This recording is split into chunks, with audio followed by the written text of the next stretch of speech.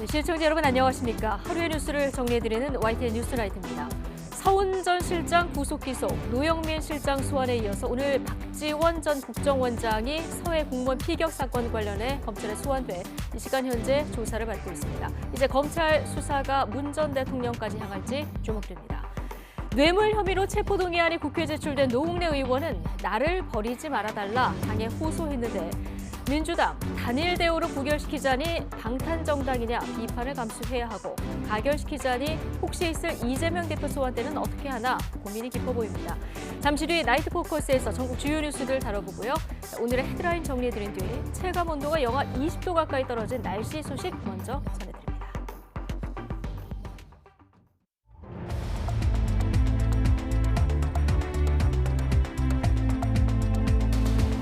12월 4일 수요일 뉴스나이트 주요 뉴스입니다. 윤석열 대통령이 지난 정권에서 무리하게 추진된 탈원전 정책을 폐기하고 원전 생태계 복원에 박차를 가하겠다고 강조했습니다. 주 52시간제 개편과 문재인 개혁 폐기와 마찬가지로 전 정부를 향해 날을 세우며 개혁에 시동을 거는 모습입니다. 전 정부와 차별화한 윤 대통령의 이 같은 국정기조에 민주당은 거세게 반발했습니다. 검찰 수사를 이용한 사법적 보복에 이어서 문재인 정부의 성과를 지우는 정책적인 보복까지 자행하고 있다고 주장했습니다. 김경수 전 경남지사가 가석방을 원하지 않는다고 밝히자 여권에서는 양심수 코스프레라는 등 비판이 쏟아졌습니다. 민주당은 이명박 전 대통령 사면을 위해서 김 전 지사를 이용하려는 졸렬한 생각이라며 불쾌감을 드러냈습니다. 서해 공무원 피살 사건 당시 관련 첩보 삭제를 지시한 혐의로 고발된 박지원 전 국가정보원장이 검찰에 출석했습니다. 박 전 원장은 삭제를 지시한 적도 지시를 받은 적도 없다며 혐의를 전면 부인했습니다. 이태원 참사 당일 현장에서 살아남은 한 고등학생이 숨진 채 발견됐습니다. 이태원에 함께 갔던 친구 2명을 떠나보낸 뒤 참사 트라우마로 인해서 극단적 선택을 한 것으로 추정됩니다. 전국 장애인 차별철폐연대 전장현의 지하철 시위에 따라서 서울교통공사가 오늘 아침 출근길 전동차 한 대를 무정차 통과시켰습니다. 운행 방해 행위에서 무정차 통과로 대응하겠다는 방침을 처음으로 실행해 옮긴 건데 일부 시민들은 제때 승하차를 못해서 불편을 겪어야 했습니다. 북극 한기가 밀려오며 오늘 아침 서울 체감온도가 무려 영하 19.7도까지 떨어지는 등 전국이 꽁꽁 얼어붙었습니다. 이번 한파는 앞으로 일주일 정도 이어지겠고 내일은 중부지방에 또 많은 눈이 내릴 것으로 예보됐습니다. 북극의 한기가 밀려오면서 오늘 출근길 서울 체감온도는 무려 영하 19.7도까지 떨어졌습니다. 이번 한파는 앞으로 일주일 정도 이어지겠고 내일은 중부지방에 또 많은 눈이 내린다고 합니다. 정혜윤 기자의 보도입니다. 예고된 한파에 단단히 무장하고 출근길에 나선 시민들. 모자가 달린 두꺼운 외투는 기본, 장갑과 목도리, 귀마개에 손난로까지 등장했습니다. 기온 자체가 크게 떨어진 데다 강한 바람이 더 심한 추위를 몰고 왔습니다. 서울 아침 기온은 영하 11도, 하지만 체감온도는 영하 19.7도를 기록했습니다. 대관령도 체감온도가 영하 29.1도까지 내려갔고 설악산은 무려 영하 43.1도를 기록했습니다. 북극 한기가 밀려오며 시작된 이번 한파는 쉽게 풀리지 않겠습니다. 우리나라 북쪽에 찬 공기가 남하하며 중부지방을 중심으로 한파특보가 발표되었습니다. 이번 추위는 다음 주 초반까지 이어질 것으로 보입니다. 서울 기준 영하 10도 안팎의 강추위가 기승을 부리겠고 특히 이번 일요일에는 서울 기온이 영하 12도까지 곤두박질하며 한파가 절정을 이룰 전망입니다. 한파 속에 서해안에 이어 내일 낮부터는 서울 등 중부지방에도 다시 눈이 내릴 것으로 보입니다. 최고 10cm의 많은 눈이 쏟아지며 대설주의보가 내려질 것으로 보입니다. 중부지방을 중심으로 많은 눈이 내릴 것으로 예상이 되는데요. 특히 서울을 포함한 수도권과 강원 내륙, 충청 내륙을 중심으로는 대설특보가 발표될 가능성도 있으니 따라서 도로 결빙으로 인한 정체와 미끄럼 사고가 우려돼 각별한 주의가 필요합니다. YTN 정혜윤입니다. 호남과 충청을 중심으로 지역에 따라 10cm가 넘는 눈이 내렸는데요. 밤사이 내린 눈이 한파에 얼어붙으면서 출근길 불편은 물론 크고 작은 사고도 잇따랐습니다. 이성우 기자가 보도합니다. 전북 내장산이 온통 하얀 눈으로 뒤덮였습니다. 정읍 도심도 하얗게 변했는데 주차된 차량은 물론 교통 표지판에도 눈이 수북이 쌓여 있습니다. 제설 작업은 이뤄졌지만 아직 도로가 미끄러운지 차들이 조심스레 서행하고 있습니다. 아침 일찍 일터로 나온 직장인은 사무실 앞에 쌓인 눈을 넉가래로 치웁니다. 지금 한 대로 해야 되는데 너무 더뎌져가지고 지금 두 개를 하는데 너무 힘에 부치네요. 제가 7시 반쯤 나왔거든요. 그때부터 했으니까. 청주 도심을 가로지르는 무심천변에도 눈이 쌓여 있습니다. 이곳 청주는 7cm에 가까운 적설량을 기록했고 충북 북부의 경우에는 10cm가 넘는 눈이 내렸습니다. 거리에 나선 시민들은 두꺼운 외투로 몸을 감싼 채 빙판길에 넘어질까 종종 걸음으로 걷습니다. 들어 가장 춥고 또 눈이 많이 나왔는데 그래도 좋네요. 상쾌하고. 또 운동삼아 나왔는데 많이 미끄럽네요. 빙판길이라 갖고 진짜 걷기가 거의 힘들 정도로. 도로에 내린 눈으로 버스가 지연돼 버스를 기다리는 승객들이 불편을 겪었습니다. 버스가 약간 지연되는 부분도 있었고요. 그리고 군데군데 제설이 안 된 것 때문에 약간 미끄럽고, 그리고 기사님들도 이제 안전운전 하셔야 되는데. 한파에 내린 눈이 얼어붙으면서 곳곳에서 빙판길 사고도 잇따랐습니다. 충북 진천군 광해원면의 한 도로에서 직원 19명이 탄 통근 버스가 미끄러지면서 가드레일을 들이받았습니다. 순천 완주 고속도로 하행선 상관 나들목 부근에서는 25톤 화물 트럭이 눈길에 미끄러져 넘어졌습니다. 또 대전 조차장역 부근 경부고속철도 서울 방향 선로가 금이가 KTX 2대가 일반 선로로 우회 운행하는 등 6대 열차가 최대 50분 지연됐습니다. 하늘길과 바닷길에도 차질이 생겨 군산과 제주를 오가는 일부 비행기가 결항하고 전북과 전남, 충남 등 대다수 여객선 항로도 운항이 통제됐습니다. YTN 이성우입니다. 많은 눈이 내린 서쪽 지방과 달리 강원도 동해안 지역은 건조한 날씨가 이어지고 있습니다. 오늘 새벽 강원도 삼척에서는 산불이 났는데 산림당국은 송전탑에서 불꽃이 튀면서 산불이 발생했을 가능성에 무게를 두고 조사하고 있습니다. 송세혁 기자가 취재했습니다. 바싹 마른 산등성이를 따라 시뻘건 불길이 길게 이어져 있습니다. 불은 초속 5m 안팎의 강한 바람을 타고 순식간에 반경 1km 가까이 번졌습니다. 만일에 대비해 인근 10여 가구 주민들은 황급히 마을 회관으로 대피했습니다. 할머니 빨리 나와봐. 저 뒷산에 불이 붙어가지고 저 불 좀 보고 이래가지고 내가 맨발로 마당을 뛰어나갔더니 진짜 불이 벌겋고. 날이 밝자 헬기 8대와 인력 400여 명이 진화에 나서 4시간여 만인 오전 9시쯤 산불을 껐습니다. 이 불로 민가나 인명피해는 없었지만 산림 3만 제곱미터가 탔습니다. 목격자는 송전탑 위쪽에서 펑하는 소리와 함께 쏟아진 불꽃이 강풍을 타고 주변 산림에 옮겨 붙었다고 말했습니다. 그래 아들 폭주 쏘는 식으로 불이 확 내려오더라니까. 내려와가지고 그 밑에 이제 철탑이 한 10분 있다 보니까 환하게 보이더라니까. 그 불이 붙어놓으니까. 목격자가 최초 발화 지점으로 지목한 송전탑입니다. 주변 산림이 불에 타 온통 검게 그을려 있습니다. 해당 송전탑에서는 보수하는 작업자들이 쓰는 안전 가이드선이 끊어진 채 발견됐습니다. 산림당국은 끊어진 가이드선과 고압선이 부딪히면서 불꽃이 발생했을 가능성에 무게를 두고 화재 원인을 조사하고 있습니다. 이에 대해 한전 측은 송전탑과 산불 발생의 연관성을 부인한 것으로 전해졌습니다. YTN 송세혁입니다. 한국전력공사 강원본부는 오늘 새벽에 발생한 강원도 삼척 산불 원인은 아직 확인되지 않았다며 송전탑 안전점검선 단선으로 추정된다는 의견은 관계기관 합동조사 중 일부 관계자의 일방적인 의견이라고 밝혔습니다. 한전은 현재 관계기관 전문가들이 산불 원인을 조사 중이라며 정밀 조사 결과가 나올 때까지 관계기관 합동조사팀과 적극적으로 협조해 원인을 규명해 나갈 예정이라고 덧붙였습니다. 내년도 예산안 처리를 위해 여야가 합의한 날짜가 내일인데 아직도 양측은 법인세를 놓고 이견을 좁히지 못하고 있습니다. 국민의힘은 더는 양보할 게 없다고 선언했고 민주당은 사상 초유의 자체 수정안 처리도 불사하겠다고 압박했습니다. 정유진 기자입니다. 협상 시일을 목전에 둔 더불어민주당이 정부와 여당의 최후 통첩을 날렸습니다. 최종 협상안을 내지 않으면 내일 단독으로 자체 수정 예산안을 처리하겠다는 겁니다. 끝내 윤심을 따르느라 민심을 저버린 채 국회 협상을 거부한다면 민주당은 초보자 감세를 저지하고 국민 감세를 확대할 수 있도록 자체 수정안을 내일 제출하겠습니다. 야당의 초강수에 국민의힘은 결국 정부 여당이 양보해달란 말 아니냐면서 양보는 민주당이 하는 것이 맞다고 공을 넘겼습니다. 오히려 민주당이 좀 양보를 해야죠.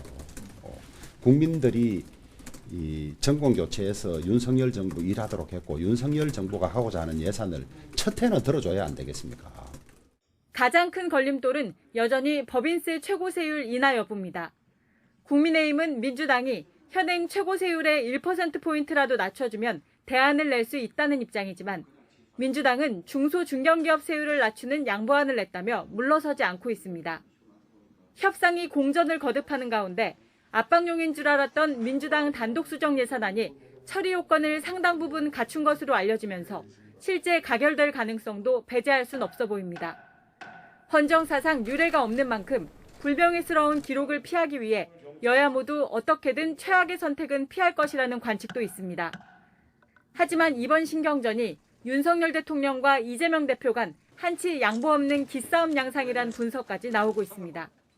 기업 투자와 일자리를 늘리고 경제 활력이 제고될 수 있도록 초당적 협력을 부탁드립니다. 고작 100개 정도의 초거대 기업과 수백 명 남짓한 초부자들을 위한 천문학적인 특권 감세를 하려고 합니다. 김진표 국회의장은 숙고에 숙고를 거듭하고 있습니다. 내년도 예산안 처리를 둘러싼 안개 속 국면은 계속 이어지고 있습니다. YTN 정유진입니다. 내년도 예산안 처리를 위한 본회의가 내일로 예정된 가운데 국회 정치개혁특별위원회 소속 여야 의원 8명이 해외 출장을 떠나서 논란이 일고 있습니다. 국회 정치개혁특별위원회 위원장인 더불어민주당 남인순 의원을 포함한 여야 위원 8명은 선거제도 개편에 대한 해외 사례 등을 살피기 위해서 지난 11일 아일랜드와 프랑스, 독일 방문길에 올랐습니다. 6박 7일 일정으로 오는 17일 귀국하는 해당 의원들은 김진표 국회의장이 내년도 예산안을 처리하기 위해 열겠다고 말한 내일 본회의에 참석할 수 없게 됐습니다. 이에 따라서 국회 안팎에서는 여야가 법정 처리 시한을 넘긴 채 예산안 협상을 이어가는 가운데 해외로 나가 본회의에 불참하는 건 부적절하다는 비판이 제기되고 있습니다. 출장 일정을 준비한 의원실 관계자는 정개특위의 핵심 안건인 선거제도 개편을 위해서 미리 충실하게 준비해온 일정이라 미루기가 어려운 상황이었다고 해명했습니다. 윤석열 대통령이 문재인 정부에서 무리하게 추진된 탈원전 정책을 폐기하고 원전 생태계를 복원하겠다고 밝혔습니다. 주 52시간제 개편과 문재인 케어 폐기와 마찬가지로 전 정부를 향해서 날을 세우며 개혁에 시동을 거는 모습입니다. 박석영 기자가 보도합니다. 윤석열 대통령은 신한울 1호기 준공식 축사에서 원전 산업 제도약을 선포했습니다. 윤 대통령은 전 정부에서 무리하게 추진된 탈원전 정책을 폐기하고 원전 산업을 정상화하겠다고 강조했습니다. 이어 무분별한 탈원전 정책이 우리 경제를 수습 못할 상황으로 만들 수 있었다고 비판했습니다. 윤 대통령은 한파로 인한 지자체 비상근무 등을 이유로 행사에 직접 참석하지는 못했습니다. 특사 자격으로 아랍에미리트를 방문한 김대기 비서실장은 양국의 원자력 협력 강화 방안 등을 논의했습니다.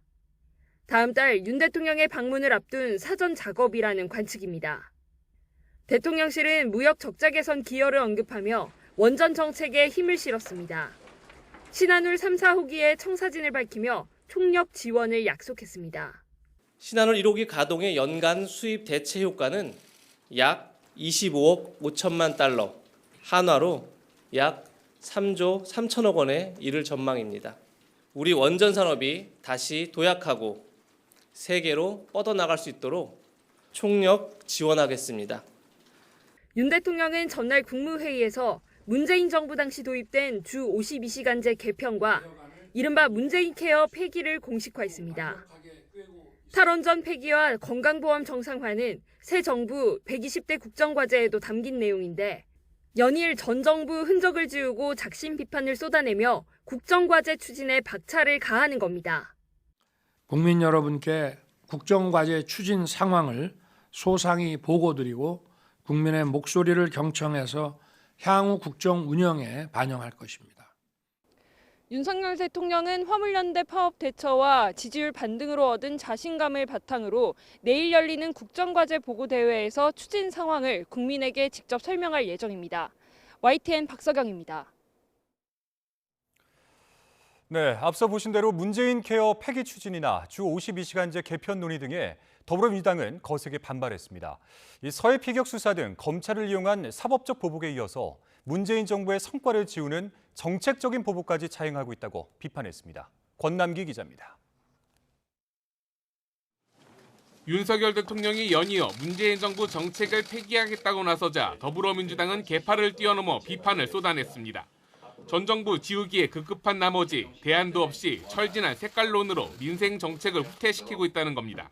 이재명 대표는 좋은 정책엔 정치적 색깔이 있을 수 없다며 국민의 삶을 조금이라도 낫게 할 수 있다면 상대 정책도 빌려 써야 한다고 지적했고 전임 정부 정책이라 해서 색깔 딱지를 붙여서 무조건 부정만 한다면 국정 성공은 불가능하고 그에 따른 고통은 우리 국민들의 몫이 될 것입니다. 친이낙연계 윤영찬 의원은 건강보험 보장성 강화는 정파 불문하고 추진됐다며 문재인 케어 폐지는 국민 혜택을 줄이는 등 국가의 의무를 저버리는 일이라고 말했습니다. 문 전 대통령의 복심으로 불리는 윤건영 의원도 문재인 케어 폐기는 서민에게 의료비 폭탄을 던지는 거라며 윤 대통령은 정치 보복에 올인하는 것 같다고 비난했습니다. 지금 윤석열 정부는 문재인 정권에 대한 흔적을 몽땅 지우겠다라고 마음을 먹은 것 같습니다. 민주당은 주 52시간제를 유연화하자는 노동시장 개혁 공고안에 윤 대통령이 화답한 것을 두고도 공세를 이어갔습니다. 대한민국의 민주주의뿐 아니라 국민의 삶마저도 30년 전으로 후퇴시키고 있습니다. 죽도록 일하는 과거의 노동으로 퇴행시키고 있습니다.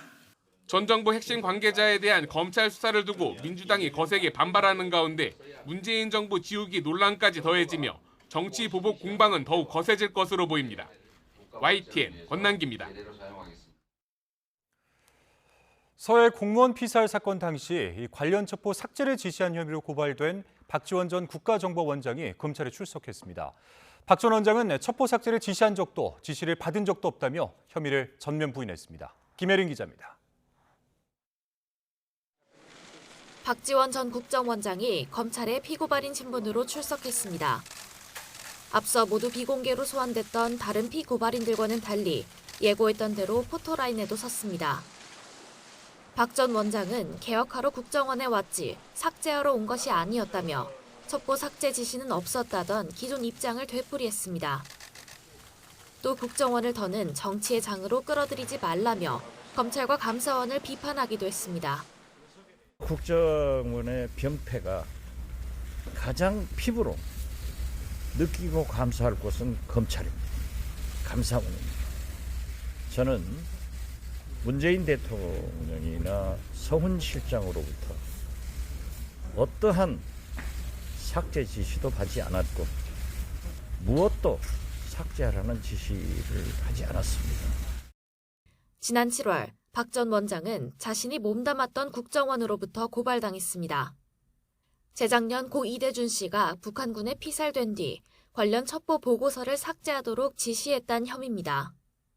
감사원 조사 결과 국정원은 고인이 숨진 다음 날 청와대 관계장관 회의를 거친 뒤 첩보 보고서 46건을 삭제한 것으로 드러났습니다. 검찰은 박 전 원장이 해당 회의에서 서훈 전 국가안보실장 등과 첩보 삭제를 공모했다고 의심하고 있습니다. 사건이 알려지면 남북 관계가 경색될 수 있다는 취지의 내용이 담긴 국정원 보고서도 확보한 것으로 알려졌습니다. 검찰은 박 전 원장을 상대로 관계장관 회의에서 안보실과 어떤 논의를 했는지, 국정원에서 관련 보고서가 삭제된 경위는 무엇인지 집중적으로 캐물은 것으로 전해졌습니다. 지난주 서훈 전 실장과 김홍희 전 해양경찰청장이 기소된 데 이어 전날엔 노영민 전 대통령 비서실장까지 조사를 받은 상황이라 문재인 전 대통령을 제외하곤 주요 피고발인들에 대한 조사는 마무리됐습니다. 이런 가운데 고 이대준 씨의 유족 측은 문 전 대통령에 대한 책임도 물어야 한다고 거듭 주장하며 검찰에 다시 고소장을 제출했습니다. 일단 검찰은 박 전 원장 진술 내용을 분석하며 노 전 실장과 박 전 원장에 대한 신병 처리 방향부터 결론을 낼 것으로 보입니다. YTN 김예린입니다. 뇌물수수 등의 혐의로 구속영장이 청구된 더불어민주당 노웅래 의원은 자신은 검찰 수사의 희생양이라며 체포 동의안을 부결해달라고 호소했습니다. 당내에서는 노 의원을 지켜야 한다는 목소리가 나오지만 이 방탄 정당이라 지탄받을 수 있다는 우려에 셈법은 복잡합니다. 박기환 기자가 보도합니다.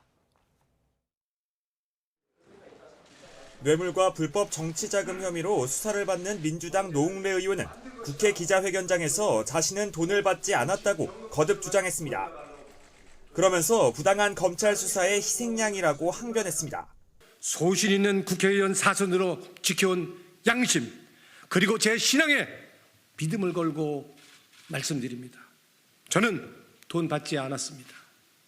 제가 검찰이 부당한 수사에 억울한 희생양이 되지 않도록 도와주십시오. 노 의원은 연일 결백을 주장하면서 동료 의원들에겐 자신의 체포동의안을 부결시켜달라고 호소하고 있습니다. 국회에 접수된 체포동의안은 첫 본회의에 보고되고 이로부터 24시간 이후 72시간 이내에 무기명 표결해야 합니다. 시한을 넘기더라도 이후에 열리는 본회의에 상정되기 때문에 12월 임시국회 내엔 처리될 가능성이 큽니다. 민주당 분위기는 신중합니다. 잇따른 검찰 수사의 단일 대오로 맞서야 한다는 의견이 우세해 보이지만 당론으로 결정할 수 있는 사안들은 아니지만 이런 보복적 성격이 분명하고 정치 편향적 보복 수사가 이루어지고 있는 상황들에 대해서는 정확하게 인식하고 국민들께 설명드릴 수 있어야 된다. 부결되면 방탄국회를 주도했다는 오명을 떠안아야 합니다. 이에 따라 당론보다는 의원들 각자 판단에 맡겨질 가능성이 큽니다. 결국 모든 사안에 대해서도 또 의원들이 각자 자기의 소신 입장이 있겠죠. 과도하게 또 왜곡된 그런 기획된 수사라고 이렇게 주장을 하고 계시니까 그런 부분까지 감안해서 의원들께서 판단을 하시지 않겠습니까? 국민의힘은 정상적인 수사에 대해 당 대표뿐 아니라 의원의 비리 혐의까지 두둔하는 건 정상적인 정당의 모습이 아니라며 가결을 압박하고 있습니다. 이번 21대 국회 들어 본회의에 올라온 체포 동의안 3건은 모두 가결됐습니다. 노웅래 의원에 대해선 어떤 결과가 나올지 주목되는 이유입니다. YTN 박기환입니다. 연말 사면설이 흘러나온 김경수 전 경남지사가 가석방을 원하지 않는다 이렇게 밝히자 여권에서는 양심수 코스프레냐 이런 비판이 터져 나왔습니다. 민주당은 이명박 전 대통령 사면을 위해서 김 전 지사를 이용하는 졸렬한 정치라며 불쾌감을 드러냈는데 당 일각에서는 김경수 역할론도 제기되고 있습니다. 김승환 기자입니다. 드루킹 댓글 조작 사건으로 수감 중인 김경수 전 경남지사가 가석방 불언설한 친필 서신을 공개했습니다. 처음부터 무죄를 주장해 가석방 요건에 맞지 않는 데다 이명박 전 대통령의 사면 복권을 위한 들러리가 되지 않겠다는 겁니다. 이에 대해 여권에선 양심수 코스프레, 다음 대선 출마를 위한 체급 부풀리기라는 비판이 쏟아졌습니다. 독립운동하다 투옥된 독립투사라도 되는 줄 착각하겠습니다. 김 전 지사의 양심수 코스프레, 그 자체로 국민을 기만하는 행위입니다. 반면 민주당은 이 전 대통령 사면을 위해 김 전 지사를 이용하는 건 수준 낮고 졸렬한 생각, 대단히 모욕적인 접근이라고 되받아쳤습니다. 15년 형기가 남은 이명박 전 대통령의 편안한 노후를 위해서 이제 만기 출소 넉 달이 남은 김경수 전 지사의 복권 없는 사면을 단행하는 것은 면피성 구색 맞추기에 불과합니다. 이런 가운데 당내에선 친문 적자로 불리는 김경수 전 지사의 향후 역할에 대한 기대감이 감지됩니다. 지지자가 뭔가 요구를 한다면 응해야 된다 이런 말씀이시네요. 그건 정치인의 최소한의 기본 책무라고 생각합니다. 사실상 이재명 대표 독주 속에서 부울경 출신인 김 전 지사가 복권될 경우 다음 총선에서 PK 지역 새몰이에 나설 수도 있고 또 당 입장에선 대선 주자가 늘어나 정권 탈환에 더 유리하다는 해석도 나옵니다. 경남, 부산, 울산 PK 입장에서는 굉장한 지도자가 나오는 거기 때문에 사실은 기대를 많이 하고 있거든요. 김 전 지사의 사면 여부와 관련해 대통령실은 법치주의, 여론, 상식에 부합해 이뤄질 거라며 말을 아꼈습니다. YTN 김승환입니다. 연말 특별사면 대상으로 거론되는 김경수 전 경남지사가 가석방을 원하지 않는다는 입장을 선제적으로 밝힌 것에 대해서 대통령실은 공식 대응을 자제했습니다. 대통령실 관계자는 브리핑에서 사면의 기준이나 원칙, 대상에 대해서 아직 드릴 말씀이 없다면서 결정이 되면 충분히 설명할 기회가 있을 거라고 밝혔습니다.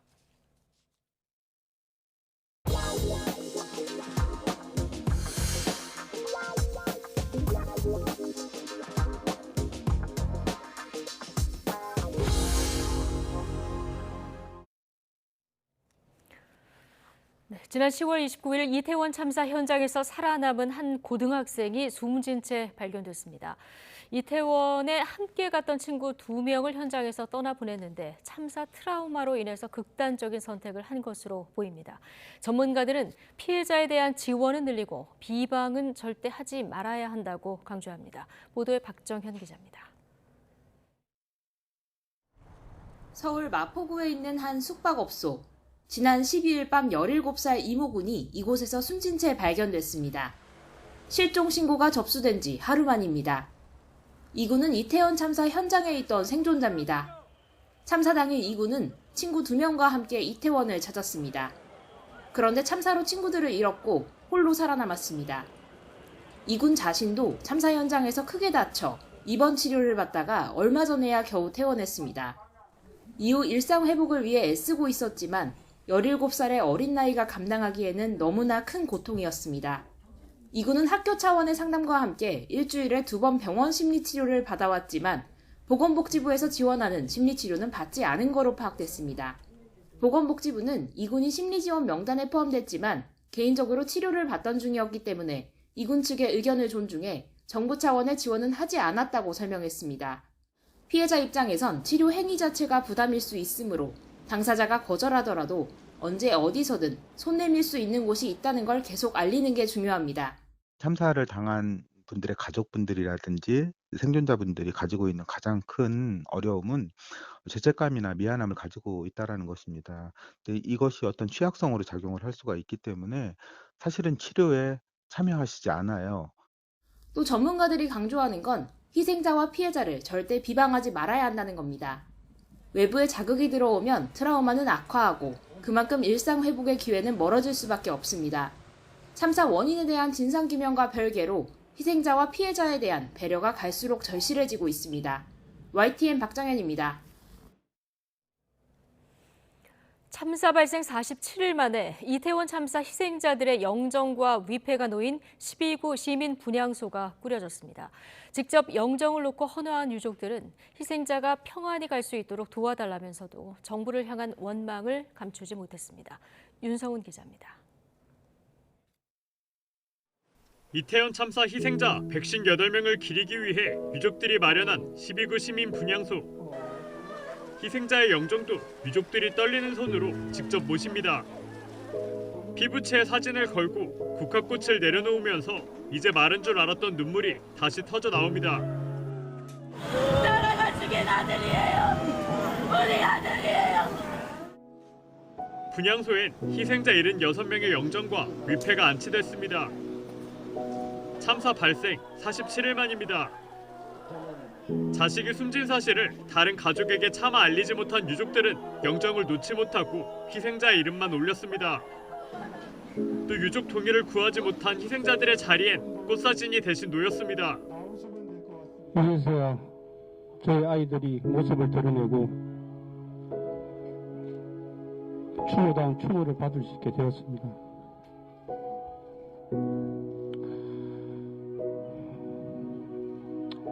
혼통하고 억울한 마음은 금할 길이 없지만 이 아이들이 그래도 편안하게 갈 수 있게끔 많은 국민 여러분들이 도와주시기 바랍니다. 부모들은 좁은 골목에서 자녀가 한순간에 목숨을 잃은 이유를 이해할 수 없다며 오열하기도 했습니다.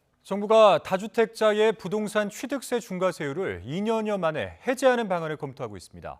8에서 12%인 다주택자 취득세 중과세율을 3주택자까지 주택 가액에 따라서 1에서 3%로 낮추는 방안이 거론되고 있습니다. 보도에 오인석 기자입니다. 문재인 정부는 부동산 시장이 급등하자 2020년 7월 다주택자와 법인에 대해 취득세 중과세율 체계를 도입했습니다. 2주택자 8%, 3주택 이상과 법인에는 12%의 징벌적 중과세율을 부과했습니다. 부동산 세제를 조세 원리에 맞게 정상화한다는 정책 목표를 제시한 윤석열 정부는 이에 대한 개편을 국정과제에 포함했습니다. 계속된 금리 인상으로 주택시장이 올 들어 급락세로 돌아서면서 취득세 중과세율을 2년여 만에 해제하는 방안이 검토되고 있습니다. 정부는 3주택까지 주택가액에 따라 1에서 3%, 4주택 이상은 4%, 법인은 주택가액에 따라 1에서 3%를 부과하는 2020년 7월 대책 이전으로 원상 복구하는 방안을 들여다보고 있습니다.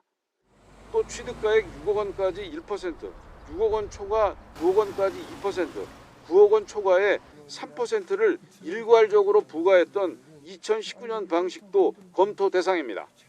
취득세 중과세율은 다주택자 종부세, 양도세 중과와 함께 문재인 정부의 다주택자 중과세 3종 세트로 마지막 남은 중과 과제를 풀게 되는 셈입니다.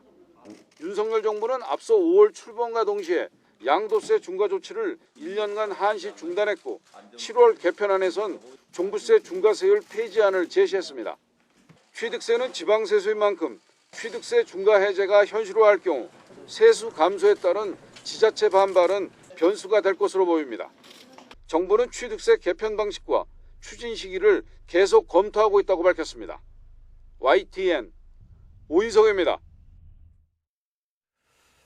미국 연방준비제도가 내일 정례회의를 열고 올해 마지막 기준금리 인상을 발표할 예정입니다. 미국 소비자 물가 상승률이 한풀 꺾이면서 0.5%포인트만 높일 가능성이 큰데 우리 통화당국도 정책에 한층 여유가 생길 것으로 보입니다. 조태영 기자입니다. 지난 6월 9%를 넘겼던 미국의 소비자 물가 상승률. 하지만 지난달엔 분위기가 확연히 달라졌습니다. 1년 전보다 7.1% 올라 올해 들어 가장 낮은 오름폭을 보인 겁니다. 한풀 꺾인 물가에 경기 침체의 우려가 겹치면서 미국 연방준비제도가 이번엔 이른바 빅스텝 단행에 그칠 것이란 전망이 힘을 얻고 있습니다. 기준금리를 이번에도 0.75%포인트 높일 것이란 분석은 20%대에 불과합니다. 그러니까 0.5%는 기정사실인데 금리를 결정하고 총재가 연준 의장이 이제 기자회견을 하죠. 거기서 무슨 말을 할까?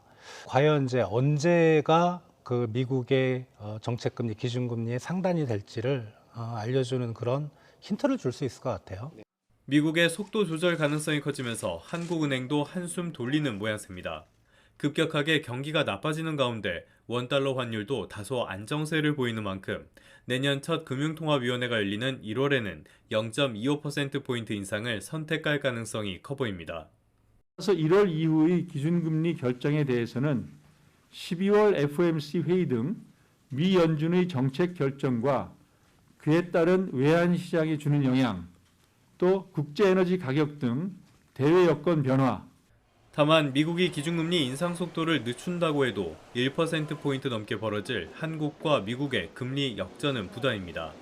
만약 내년 1월 금융통화위원회 이전에 원달러 환율이 또 오르거나 외국인 자금의 유출 정황이 감지된다면 한국은행이 다시 0.5%포인트 인상을 고심하게 될 것이란 전망이 나옵니다. YTN 조태현입니다.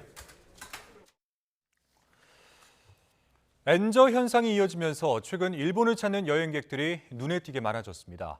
이 초엔저 현상이 길어지면 우리나라 수출이 타격을 받는 데다 여행 수지 적자 폭도 커질 수밖에 없어서 우려되고 있습니다. 강희경 기자입니다. 일본 무비자 여행이 재개된 지난 10월, 인천공항에는 일본으로 향하는 관광객들의 발길이 본격화됐습니다.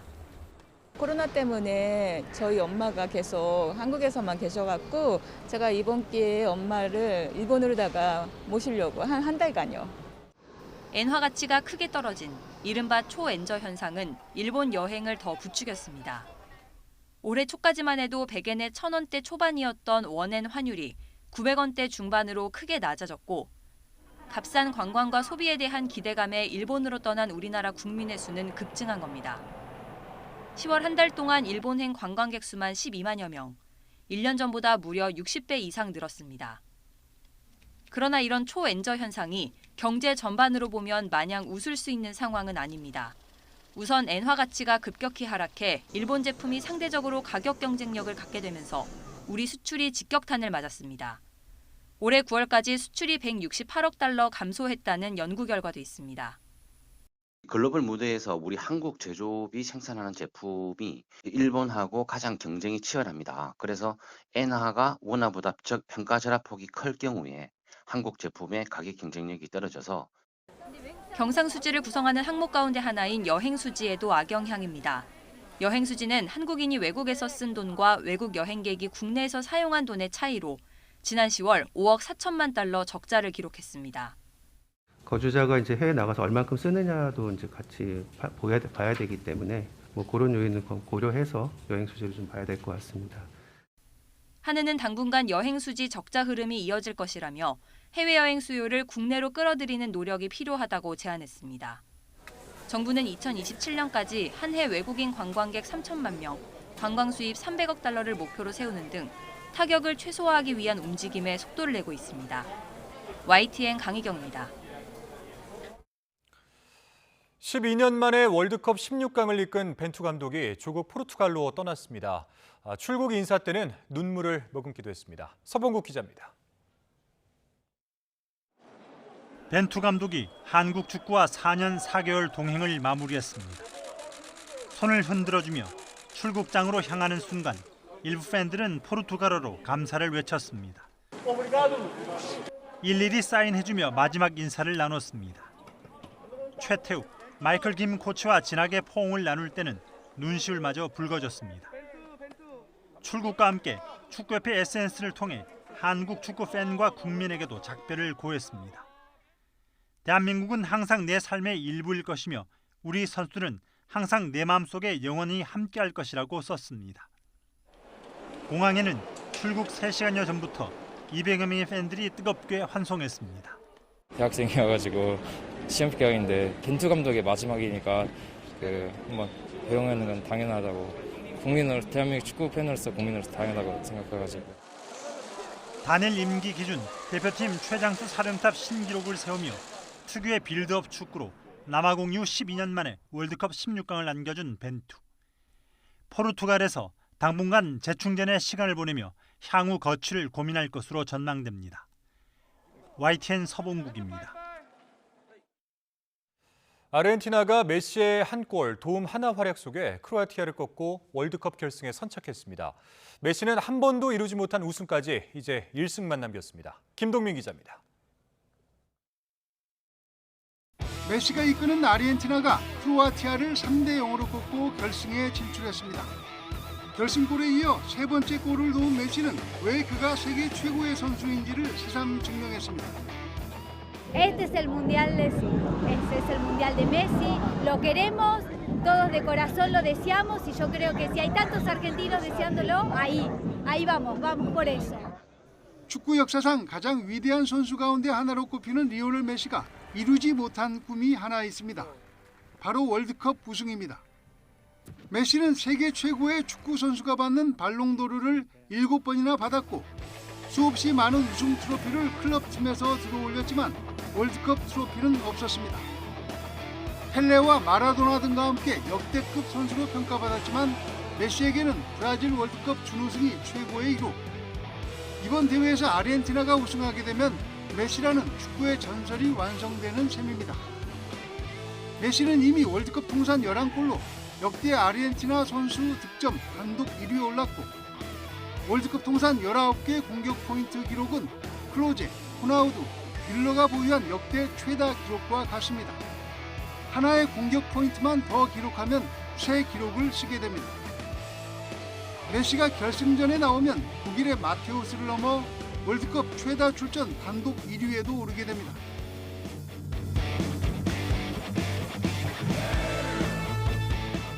파리 생제르맹 동료 음바페와 나란히 대회 5골로 득점왕 경쟁을 하는 것도 흥미진진하지만 무엇보다도 메시가 그의 마지막이 될 월드컵에서 무슨 컵을 들어올릴 것인지에 팬들의 관심이 쏠리고 있습니다.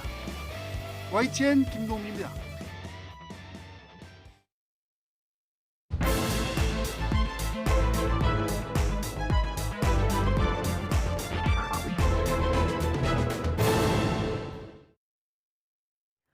네, 오늘의 정치권 관심 뉴스들 진단해보는 나이트 포커스. 김근식 전 국민의힘 비전전략실장 그리고 서영주 더불어민주당 상근 부대변인 두 분 모셨습니다. 어서 오십시오. 안녕하세요. 예, 안녕하십니까. 자, 서해 공무원 피격 사건 관련해서 박지원 전 국정원장이 오늘 검찰에 출석했습니다. 검찰 출석 당시 발언 먼저 듣고 오시겠습니다. 개혁된 국정원을 그 이상 정치의 장으로 끌어들이지 않기를 진심으로 바랍니다. 저는 국정원을 개혁하러 갔지 삭제하러 가지 않았습니다. 저는 문재인 대통령이나 서훈 실장으로부터 어떠한 삭제 지시도 받지 않았고 제가 원장으로서 우리 국정원 직원들에게 무엇도 삭제하라는 지시를 하지 않았습니다. 네, 나는 국정원을 개혁하러 가지 삭제하러 간 게 아니다.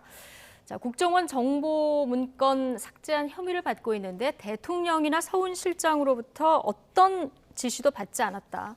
그리고 국정원 직원들에게도 나는 삭제하라고 이렇게 지시한 적도 없다. 자, 단호히 얘기했고 오늘 손인사도 하면서 좀 여유 있는 모습을 보였어요. 어떻게 보셨습니까? 이제 정치 구단의 이제 노련한 저는 이제 그 언론 플레이일 가능성이 있다고 봅니다. 그러나 이제 검찰 소환 조사에 들어갔을 때는 또 다른 상황이 또 진행될 수도 네. 있기 때문에 저는 뭐 박지원 전 원장이 그 동안에도 계속 언론을 통해서 저런 주장을 일관되게 해왔던 것이고 삭제한 적이 없고 예. 그런 내용이 전혀 없다라고 부인을 해왔기 때문에 저는 입장을 아마 공개적으로 밝히고 검찰 수사를 받으러 들어간 것으로 보이고요. 그러나 이제 관심은 그런 검찰 소환 조사가 끝난 다음에 서훈 실장이나 그다음에 우리 박지원 원장 같은 경우 과연 검찰이 어떤 판단을 내서 구속 여부를 판단하거나 아니면 기소 여부를 판단할지 그 결과를 보면 될 것 같고요. 그러나 이제 관련돼서 감사원 감사도 있었고 예. 검찰의 수사 관련돼서 박지원 전 원장을 소환 조사하기 전에는 이미 수많은 방증 자료와 관련자들의 진술이나 조사를 다 했지 않았겠습니까? 예. 그런 내용들을 아마 기초로 해서 오늘 검찰이 아마 심문을 했을 것이기 때문에 결과는 두고 보면 될 것 같습니다. 예. 소환 조사가 끝났다. 아직 그 소식은 들리지 예. 않고 있어서 아마 지금 조사가 계속되고 있는 상황인 것 같은데요. 서훈 전 실장이나 노영민 전 실장 소환은 모두 비공개로 하지 않았습니까? 오늘 이렇게 포토라인에 또 썼어요. 이 부분도 좀 주목됐는데요. 박지원 전 원장 말씀하신 대로 정치 구단이고 이 문제는 전체적으로 이 서해 피살 공무원 사건 자체가 정치 수사라고 규정을 하신 것 같아요. 그러니까 본인이 피할 이유 없이 정치적인 어떤 메시지를 내겠다. 본인은 결백하다, 삭제가 아니다라는 부분 같고요. 그러니까 지금 검찰에서 주요한 이제 박지원 원장을 이렇게 소환한 부분들은 은폐해서 뭔가 숨기려 하지 않았냐. 그러니까 은폐라는 건 삭제 그런 거잖아요. 그러니까 삭제를 지시해서 은폐하려고 했다는 것인데 박지원 전 원장 말은 그겁니다. 삭제한 적은 없다. 하지만 이제 본인이 주장하는 그동안 이제 뭐 인터뷰에서 얘기했던 것들은 보안 유지를 당부했다. 그다음에 배포선을 조정했다. 이거거든요. 그러니까 이 한 43건 정도에 대한 삭제 혐의를 받고 있지만 이 43건에 대해서 이 자료들이 대북 자료예요. 6건인가요? 예. 46건인데 그러니까 이 대북 자료 예. 자체는 기본적으로 아주 철저한 보안이 필요합니다. 그래서 이 이제 피살 공무원 사건에 대해서 내부적으로 이 보고서를 가지고 논의를 했겠죠. 그리고 나면 이건 보안 자료이기 때문에 예. 말하자면 폐기해라. 왜? 관련 이 업무와 관련 없는 일선 어떤 뭐 부대, 이하 부대까지 퍼져나가는 거를 막기 위해서 이거는 삭제하라고 얘기를 한 건데 말하자면 이 삭제가 아니라 보안 유지를 위해서 배포선을 지켜달라. 예. 이 부분을 가지고 지금 검찰에서는 삭제로 얘기하는 거거든요. 그러니까 통상적으로 청와대든 국정원이든 심지어는 뭐 국회도 대의비에 대해서는 회의가 끝나면 그 자료를 폐기하거나 보안 유지를 위해서 수거를 해갑니다.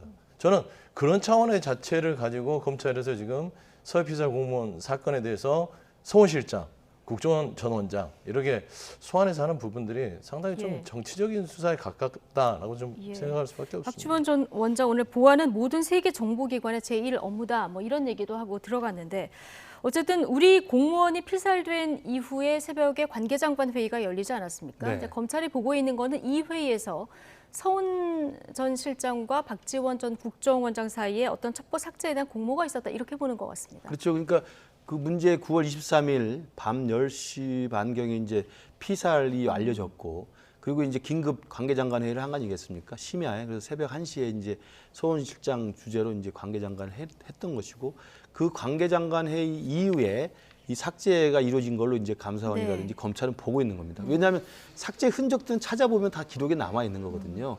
다 이게 디지털 자료라는 것은 없앨 수가 없는 것이기 때문에 그러면 관계장관의 새벽 1시에 그런 서훈 안보실장 주재를 한 다음에 삭제가 이루어진 흔적과 자료가 분명히 있다고 한다면 이 삭제의 의미는 무엇인가에 대한 것들은 이제 검찰은 충분한 증거 능력을 가지고 직권남용이나 공문서 기록 위조 이런 식의 어떤 혐의로 입증할 자신이 있다고 보는 것이고요. 지금 서 대변인 말씀대로 그 당시 피의자인 우리 서훈 실장이나 박지원 장관 같은 경우는 불가피한 것이었다라고 이야기를 하는 것인데 저는 이게 이제 저도 개인적으로는 무슨 돈이 주고받는 뇌물 사건이나 무슨 비리 사건과는 달리 그 당시 어떤 대북 관련된 사건에 대한 청와대 정치적 판단은 그 대통령의 판단이나 정부의 어떤 정체성 차원에서 할 수 있는 거라고 생각합니다. 그러나 그 과정에서 대한민국 공무원의 목숨이 앗아간 그 상황에서 그 공무원의 목숨을 지키는 것이나 아니면 그것들 책임 소재를 따지는 것보다 북한의 눈치 보는 것에 더 급급했다고 한다면 이건 사실은 문제가 있는 행위인 게 분명히 맞거든요. 바로 그런 면에서 이제 아마 이 사건에 대해서 북한 눈치 보기나 당시 남북 관계에 대한 어떤 악영향 이런 것들에 대한 고려 때문에 실제로 정부가 우선시해야 될 대한민국 국민, 특히나 공무원의 어떤 생명에 대한 것도 소홀히 했다고 한다면 그 과정에서 범죄 혐의가 있다고 한다면 아마 검찰은 그 부분을 주목해서 보는 것으로 보이고요. 국민들이 아마 판단할 것으로 보이고 일단 서훈 실장이 구속이 되지 않았습니까? 그렇다고 한다면 법원에서 구속영장 청구된 걸 보고 발부를 한 거기 때문에 일정 정도는 범죄 혐의에 대한 소명이라든지 그다음에 도주의 우려가 있다고 또 증거인멸의 우려가 있다고 판단한 것이기 때문에 박지원 전 원장에 대해서도 아마 이후에 검찰이나 법원의 판단들을 지켜보면 될 것 같습니다. 사건이 알려지면 남북관계가 경색될 수 있다. 이런 취지의 내용이 담긴 국정원 보고서도 검찰이 확보했다. 좀 이렇게 전해지고 있는 상황이긴 한데요. 어쨌든 그 보안유지 당부 관련해서요. 새벽에 관계장관 회의가 있었고 오전에 다시 열리기 전에 비서관 회의가 있었는데 이 비서관 회의에서 일부 함부령이 내려진 이런 상황에 대해서 그때 당시에 비서관들이 이게 덮을 일이냐 이런 얘기를 했다는 게 한 언론 그 보도에 의해서 전해졌는데요. 이 부분은 어떻게 보십니까? 그 언론 보도를 보면은 그러니까 이제 검찰발 같아요. 종합해서 보면 전해졌다 알려졌다 하면서 검찰이 그런 진술을 확보했다라는 것들이 이제 언론을 통해서 나온 것 같은데 통상 아까도 말씀드렸듯이 새벽에 어떤 회의를 하고 그다음에 비서관 회의를 하는 부분들은 정보 공유의 자리입니다. 왜냐하면 북한 그러니까 지금 이 희생자가 우리 대한민국 영해가 아니라 북한 영해에 있었어요. 그러면 여러 가지 첩보들을 가지고 서로 간에 조각된 첩보를 가지고 정보 공유를 해야 이 사건이 어떻게 된 건지 첩보가 정보가 되는 과정이에요. 그래서 이제 그 얘기를 하고 나서 비서관들에게 아마 이런 얘기를 했겠죠. 보안유지입니다. 똑같습니다. 이거는 지금도 대통령실도 하고 있을 거예요. 회의하고 나면 이 부분에 대해서는 이건 민감한 정보이기 때문에 보안유지해라. 다른 데 세면 안 된다. 이런 얘기들을 했던 것을 아마 국정원이나 뭐 검찰에서는 지금 진술을 확보한 것 같은데요. 이거 좀 너무 과도하게 생각하는 것 같아요. 보안유지 부분들에 대해서 어떤 배포선, 보안유지, 그다음에 조각된 첩보를 가지고 얘기를 하고 정책적 결정을 하는 과정의 하나였고 정말 그 희생자분을 한 사람의 국민을 생각하지 않았다면 새벽 1시에 바로 회의를 열어서 지속적으로 계속 모니터링을 했던 겁니다. 단지 그게 남북관계가 있었기 때문에 그 시간차가 있었다라고 보는 게 마땅하고요. 이 정책 결정 부분에 대해서 계속 이렇게 정치 수사가 이루어지는 게 이게 마땅한가 좀 그런 의문점이 계속 들고 있습니다. 덧붙일 말씀 있으십니까? 그러니까 제가 아까 말씀드린 것처럼 과거에 이제 대통령의 고유한 어떤 정치 철학에 입각한 정책 결정 방향 이 부분에 대해서는 역사적 평가를 받는 것이지 어떤 사법적 평가를 받지 않을 수가 있습니다. 그런데 그 부분이 처음 깨진 게 사실은 DJ 대통령 때 대북송금 특검이었어요.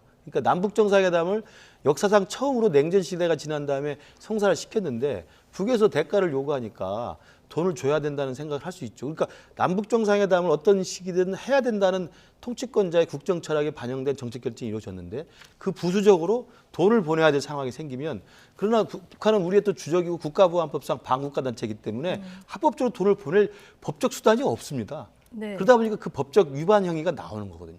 그걸 그때 당시에 노무현 대통령이 된 다음에 당시 야당에서 대북송금 특검을 통과를 시켰고 당시 민정수석이었던 문재인 민정수석이 혐의가 있으면 처벌할 수밖에 없다고 받은 거 아니겠습니까? 예.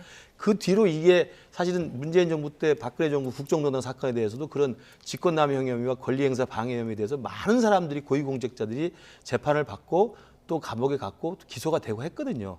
그러면 저는 그러한 악순환을 이야기하는 건 충분히 이해가 갑니다.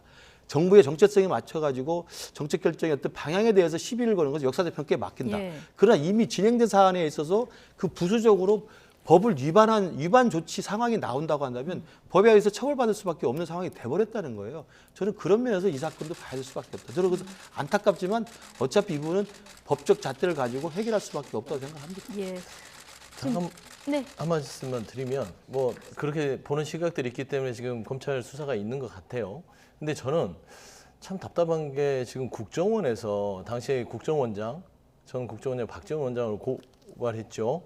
그렇죠. 이거 자료 삭제 지시를 했다. 예, 전 국정원장 그렇죠. 고발한 거죠. 그때 지금 기억해 보면 2022년 7월 달이죠. 지난 7월 달에 합참 공보실장이 얘기를 해요. 국정원이 그 고발에 대한 삭제건은 문건은 말하자면 예하보다 군사정보통합체에 탑재된 민감한 정보가 직접 업무와 무관한 예하부다로 전파되지 않도록 하기 위한 조치다. 원본은 국정원에 있고 이 삭제 조치는 그런 이유로 삭제를 했다라고 지난 7월이면 윤석열 정부의 국방부죠. 거기서 발표를 합니다. 그런데 이 이후로 또 이게 성에 안 차니까 감사원이 막 옥죄해가지고 중간 수사 결과 발표를 합니다. 그리고 나서 검찰 수사가 진행되는 걸 보면 뭔가 좀 안 맞아요. 그리고 뭔가 좀 억지로 막 밀어넣는 듯한 느낌을 지울 수 없다. 좀 말씀드립니다. 예, 어쨌든 문 정부 인사들은 좀 부글부글 끓는 이런 모습인데요. 윤건영 의원은 망신주기 수사다 이런 얘기를 했고요. 오늘 임종석 전 비서실장은 고통받는 그 묵묵히 최선을 다했던 공무원들이 고통받는 상황을 지켜보기가 힘들다. 차라리 나를 소환해달라 이런 얘기를 했는데 임종석 전 실장이 당시에 어떤 결제 라인이나 이런 데 있지는 않았는데 어떤 대표성이 있는 겁니까?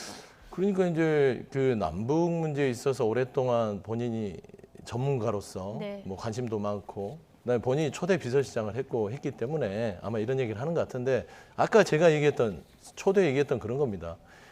전 정부의 정책 결정들에 대해서까지 수사를 잣대를 들이대는데 이거는 정치적인 어떤 보복 수사라고 임종석 전 실장은 생각한 것 같아요. 그런데 지금 바뀐 건 똑같은 정보, 문재인 전 정부나 윤석열 정부의 똑같은 정보를 가지고 그걸 분석하는 공무원의 시각만 달라진 거거든요. 그게 왜 달라졌을까요? 현 정부에 들어서 왜 너희들 그렇게 봤어? 들들 볶으니까 결국엔 그렇게 바뀌었다라고 임종석 전 실장은 얘기하는 것이고 그렇게 선량한 공무원들이 정부에 따라서 자기의 직을 수행하는데 자꾸 검찰에 끌려가고 거기에 대해서 불이익을 당할까 봐 우려하고 이렇게 하지 말고 그냥 전공법으로 정치 수사를 해라. 그러면 맞서겠다라고 답답해서 얘기하시는 것 같습니다. 예. 자, 임종석 전 실장의 SNS 글 다시 한번 좀 보여주시면 마지막에 보면은 원전이든 뭐 인사든 울산 사건이든 정치하는 사람들끼리 빨리 끝내자 이 얘기가 있는데 여기 이제 울산 사건이 나오는데 자, 이거 울산시장 선거 개입 사건인데요. 오늘 김기현 의원이 관련해서 글을 또 남겼더라고요. 며칠 전에 있었던 한병도 의원 재판에서 임종석 전 실장이 개입했다. 이런 첫 증언이 나온 데 대한 입장을 김기현 의원이 또 글을 남겼는데 울산 사건 수사도 다시 부상을 하는 겁니까? 이건 사실은 이제 문재인 정부 때 초기에 당시 이제 대통령의 가장 절친이었던 송철 울산시장에 대해서 청와대가 조직적으로 선거에 개입했다는 것으로 이미 기소가 돼서 재판이 진행 중인 건데 좀 너무 늦게 지금 진행이 되고 있는 거죠.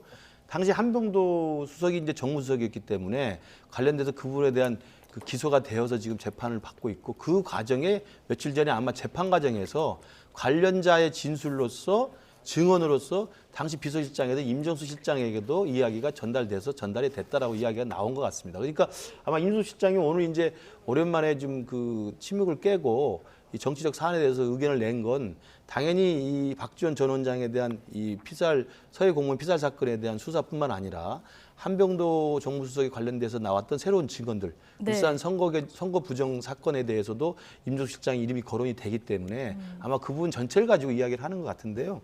저는 아까도 말씀드렸지만 법을 어긴 부분이 있으면 그 법에 의해서 처벌을 받는 것은 이제는 피해갈 수 없는 정치인의 숙명입니다. 그걸 누가 시작했는지 제가 아까 말씀드렸잖아요. 어디서부터 그게 첫 단추가 꿰어졌는지.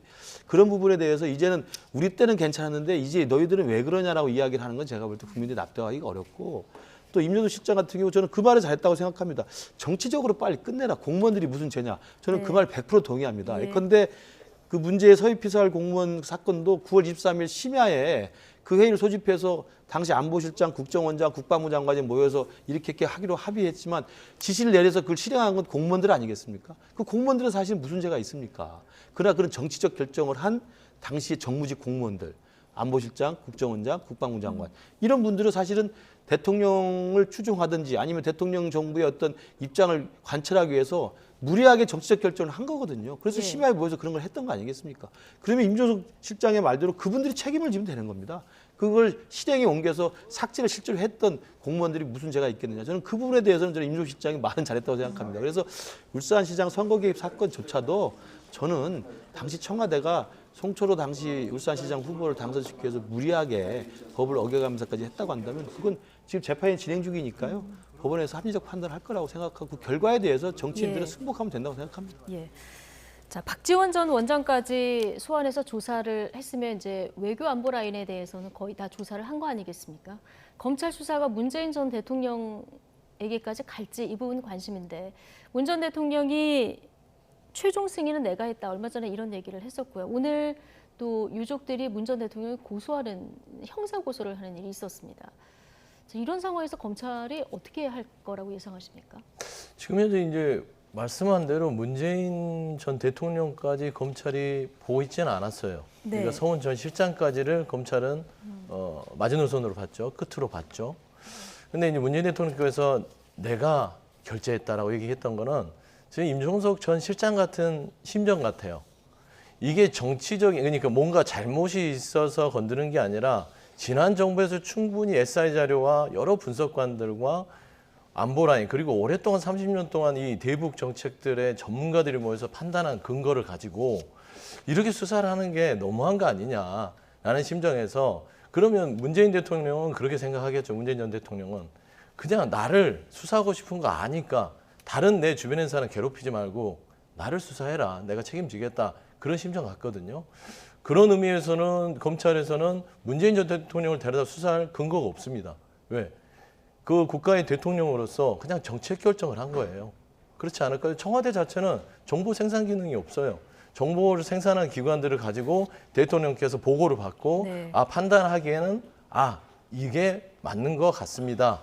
그러면 이렇게 해서 국민들한테 소상히 알리도록 하십시오라는 게 문재인 대통령이 했던 모든 행동입니다. 그게 어떤 법적 잣대가 될까요? 저는 그런 부분에서는 문재인 대통령께서는 그 서운한 감정을 아마 얘기했기 때문에 검찰에서는 수사하기 힘들다. 그렇게 보고 있습니다. 지금 서훈 전 실장은 구속된 상태에서 이미 기소가 된 그런 상황인데요. 서훈 전 실장 선에서 수사가 끝날까요? 아니면 문재인 전 대통령까지 올라갈까요? 어떻게 전망하십니까? 외교안보 라인에서의 정책 결정 과정 그리고 그 과정에서의 범법 행위에 대한 것이기 때문에 만약에 그 문제되는 9월 23일 날 심야 회의의 결과가 실제로 무단으로 직권남용을 해서 삭제를 지시한 것이 입증이 된다고 한다면 그때는 대통령이 자고 있었던 때 아닙니까? 그리고 사후에 이제 그걸 보고를 했던 것이기 때문에 그 정책 결정 과정의 범죄 행위 자체는 그 법률적으로 이야기하면 문재인 대통령이 공범으로 될 수는 없습니다. 그래서 아마 검찰도 그 부분은 그렇게 정리를 할 가능성이 크다고 보고요.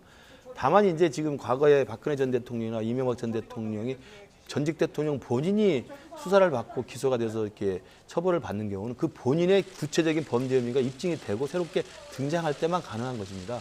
그래서 제가 볼 때도 지금 검찰의 수사는 서해 공무원 피살 사건은 아마 당시 23일 날 심야 기관 회의에서의 결정 내용에 대한 책임만 법적으로 따져서 물을 거라고 생각이 들고. 근데 오늘 유족이 또 고소를 했단 말이죠. 그건 이제 유족이 개인적인 피해자이기 때문에 대통령에 대해서 형사 고소를 할 수는 있습니다만 검찰이 또 배당에 대해서 수사를 하겠지만 거기 범죄 혐의를 입증할 만한 증거 자료라든지 그런 관계된 근거가 있으면 하지만 없으면 또 그걸 수사를 할 수는 없는 거거든요. 그런 면에서 보면 대통령에게 저는 정치적 도의적 책임을 볼 수 있다고 생각합니다. 좀 뭐 제가 돌려드리고 싶은 말씀인데 지금 민주당에서 계속 이상민 장관 해임 건의하면서 정치적 도의적 책임을 지라고 하는 거 아니겠습니까? 그러면서 본다면 문재인 대통령에게 사법적 책임을 이 사건 자체로 물기는 어렵다고 봅니다. 그러나 정치적 도의적 책임 분명한 것은 문재인 대통령이 지나치게 남북 관계를 너무 중시해서 우리 공무원이 그렇게 무참하게 살해됐음에도 불구하고 따지지 못하고 이걸 숨기려고 급급했던 당시의 어떤 눈치 보기의 상황에 대해서는 국민들이 대충 정황을 알기 때문에 그런 정치적 도의적 책임은 역사적 평가를 받을 거라고 생각합니다. 알겠습니다. 자, 주제 넘어가겠습니다. 뇌물 및 불법 정치자금 수수 혐의를 받고 있는 민주당의 4선 중진 의원이죠. 노웅래 의원에 대한 국회의 체포동의 절차가 시작됐습니다. 노 의원은 결백을 주장하면서 도와달라고 호소를 했는데 자, 직접 발언 듣고 오시겠습니다. 검찰은 제 집에서 부당하게 압수한 돈을 앞세워서 저를 부도덕한 정치인으로 만들었습니다. 부패 정치인 프레임을 씌워서 당내 내부 분열을 시키고 민주당을 와해시키겠다는 민주당 파괴 공작에 민주당 똘똘 뭉쳐서 결연히 맞서야 합니다. 죽어도 같이 죽고 살아도 같이 죽는 그런 마음으로 우리 무도한 검찰에 전 맞서겠습니다. 자, 똘똘 뭉쳐서 결연히 맞서자. 죽어도 같이 죽고 살아도 같이 살자. 자, 이렇게 결연하게 얘기를 했는데 기자회견을 혼자 하시다 보니까 이 얘기가 조금 공허하게 들려요. 근데 이제 통상적으로 예. 어떤 그 범죄 혐의를 받고 계시고요. 그다음에 뭐 이제 증거 조작 이런 부분에 있어서 뭐 발표를 하시는데 옆에 뭐 굳이 뭐 출마 선언도 아니고 예. 그렇기 때문에 옆에 쓰는 부분들은 좀 뭐 그렇게 특이한 경우는 아닙니다. 근데 민주당의 지금 다른 사안에 관한 브리핑할 때는 굉장히 많은 분들이 나와 있는 화면을 우리가 보고 있거든요. 다른 사람들은 이제 뭐 정치 탄압 뭐 이런 거라든지 그런 것도 있고요. 정진상 실장 그 검찰에 그건 소환했을 뭐 때. 이제 비견될 수 있는데 뭐 그런 거는 좀 비교가 되긴 하겠네요. 근데 노웅래 의원 자체의 이번의 사건이 이정근 전 사무부총장하고 연계된 부분이 있다 보니 이게 그렇게 따지고 보면은 아직까지 범죄 혐의 그러니까 여러 가지 뭐 검찰의 어떤 조작 뭐 압수수색 이거는 주장할 수 있지만 아직 노웅래 의원께서 범죄 혐의 이 검찰이 주장하는 것에서 정식적으로 반박하는 부분들은 아직은 없습니다. 그래서 이런 부분들에서 아직은 검찰 수사에 대해서 당이 나서서 뭔가 이거를 뭐 압박하듯이 그냥 다 서서 하는 부분들은 조금 아니다고 판단한 것 같고요. 김용 부원장이나 정진상 전 실장의 범죄 혐의와 노웅래 의원의 범죄 혐의는 조금 그렇게 사안이 보는 것 다르다, 같아요. 이렇게 보는 그러니까 것 같다. 정진상, 김용 이 두 분은 결국에는 이재명 대표라는 이제 민주당 대표를 향한 어떤 정치 수사의 일환으로서의 어떤 보고 판단을 하고 거기에 대해서 이제 공동 대응을 하는 것이고 노웅래 의원 부분들은 또 이정근 사무부총장과 또 노웅래 의원과의 여러 가지 관계 자체가 조금은 본인이 소명해야 될 부분이 있지 않냐라고 그분들께서 판단하지 않았냐 그렇게 보고 있습니다. 예, 오늘 노웅래 의원이 결백을 주장하면서 조금 좀 들어보셨지만 검찰이 부당하게 압수한 돈이다 이런 표현을 썼거든요. 네. 이건 어떻게 봐야 됩니까? 그러니까 사실은 이정근 사무부총장의 진술로 이제 사실은 새로운 사실의 범죄 혐의가 있어서 검찰이 압수수색을 했고 그 처음 압수수색했을 때는 그 현금 다발이 있는 걸 전혀 몰랐기 때문에 현금 다발이 그 압수수색 현장에서 나왔기 때문에 그런 압수수색 물품이 없었기 때문에 그때는 가지고 나오지 않았죠. 그냥 돌아갔는데 사진만 찍었다는 거 아니겠습니까? 그리고 검찰에 돌아가서 이걸 이제 별건으로 이건 새로운 범죄 혐의가 있는 것을 판단해서 바로 재차 압수수색을 해서 그 현금 다발을 지금 압수를 해서 그 돈의 증거를 가지고 6천만 원 상당의 뇌물을 수수해서 관련된 대가로 부분에 대해서 노웅래 의원이 해준 것으로 지금 영장에 지금 청구를 하고 있는 거거든요. 저는 그래서 이제 노웅래 의원이 참 그 민주당 안에서 외롭게 저렇게 죽어도 같이 죽고 살아도 같이 죽자는 말씀을 하시는데 살아도 같이 살자. 예. 근데 그런 말씀을 하시면서 지금 설명하고 있는 게 저 돈이 축의금이나 조의금이었다. 그다음에 출판기념회에 받은 돈이었다. 이 말씀을 계속 하세요. 근데 스스로 설명하실 때 조의금으로 받았던 게 2014년하고 2017년이었습니다. 그리고 출판기념회 2020년이었습니다. 저도 정치를 하고 있어서 출판기념회도 해봤고 조의금도 뭐 왜냐하면 상을 당하니까 합니다만 정치인이 가장 합법적으로 그런 목돈을 마련해서 통장에 입금할 수 있는 가장 좋은 기회가 그때입니다. 근데 왜 집에 두고 있었느냐? 당연하죠. 예. 2014년에 조익을 받았으면 그게 뭐 몇 천만 원이 들어왔던 1억이 들어왔던 그러면 그건 가장 합법적인 자기가 쓸 수 있는 자기 재산이기 때문에 당연히 예금에 입금을 해서 그다음 공직자 재산 신고에 현금이라고 쓰면 되는 거거든요. 근데 그게 전혀 없었다는 거 아니겠습니까? 예. 그러니까 그 말 자체가 제가 볼 때 설득력이 전혀 없어 보여요. 누가 봐도. 저는 그런 면에서 아마 민주당 의원님들도 뭐 그냥 정상적인 생각을 한다면 그분이 납득이 잘 안 되지 않겠습니까? 네. 저는 아마 그런 면에서 저렇게 애롭게 하신 게 아닌가 싶습니다. 예. 어쨌든 체포동의안이 정부에서 국회로 지금 넘어온 상황이고요. 내일 본회의에 보고가 되면 이제 24시간에서 72시간 안에 표결이 이루어져야 되기 때문에 16일에서 18일 사이에 표결은 돼야 되는데 민주당 여러 가지 의견이 있는 것 같습니다. 내일 의총이 열리는데 자, 자유투표로 갈까요? 아니면 당론으로 정하게 될까요? 어떻게 결론부터 말씀드리면 자유투표로 갈 공산이 큽니다. 그럴 가능성이 크다. 그렇죠. 예. 그러니까 저 의견이 갈리기도 하고요. 아까 김근식 교수님께서 얘기했지만 지금 현재 이 범죄 혐의가 지금 뭐 자꾸 이재명 대표와 연관이 돼서 이 체포동의안에서 가결을 하나 부결을 하나가 이재명 전 지금 대표의 나중에 있을 수도 있을 체포동의안 부분과 연계가 된다고 생각하는데 그건 아닌 것 같고요.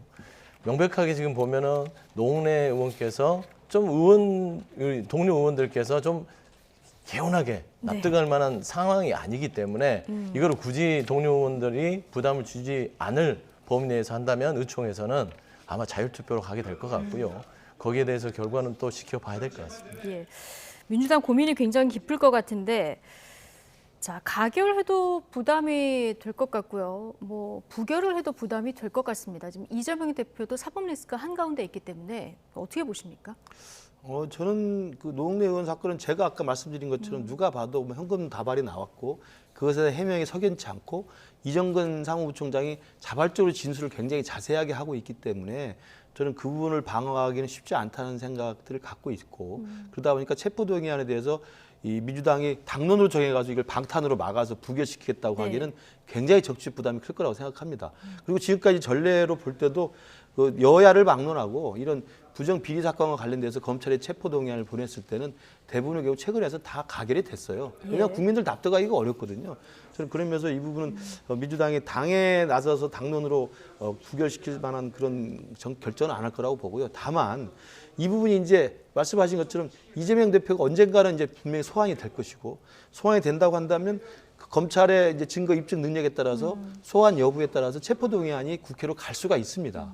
이게 기준점이 되겠군요. 그렇죠. 그 정도 예상을 할 수 있는 거 아니겠습니까? 그러면 이재명 현직 민주당 당대표에 대한 체포동의안이 똑같은 식으로 갔을 때 어떻게 할 것인가에 대한 하나의 선례가 될 수 있는 것이죠. 저는 그런 면에서 민주당의 고민은 좀 있을 것이지만 아마 우리 서 대변인은 아까 정리하신 것처럼 민주당의 입장에서는 이재명 대표는 완벽한 정치 탄압이라고 보는 것 같고 노웅래 지금 의원의 경우는 그것이 석연치 않다는 점이 있기 때문에 아마 분리해서 대응할 것으로 저는 전망합니다. 내일 의총에서 어떻게 의견이 모아지는지 좀 보도록 하고 그나저나 예산안요.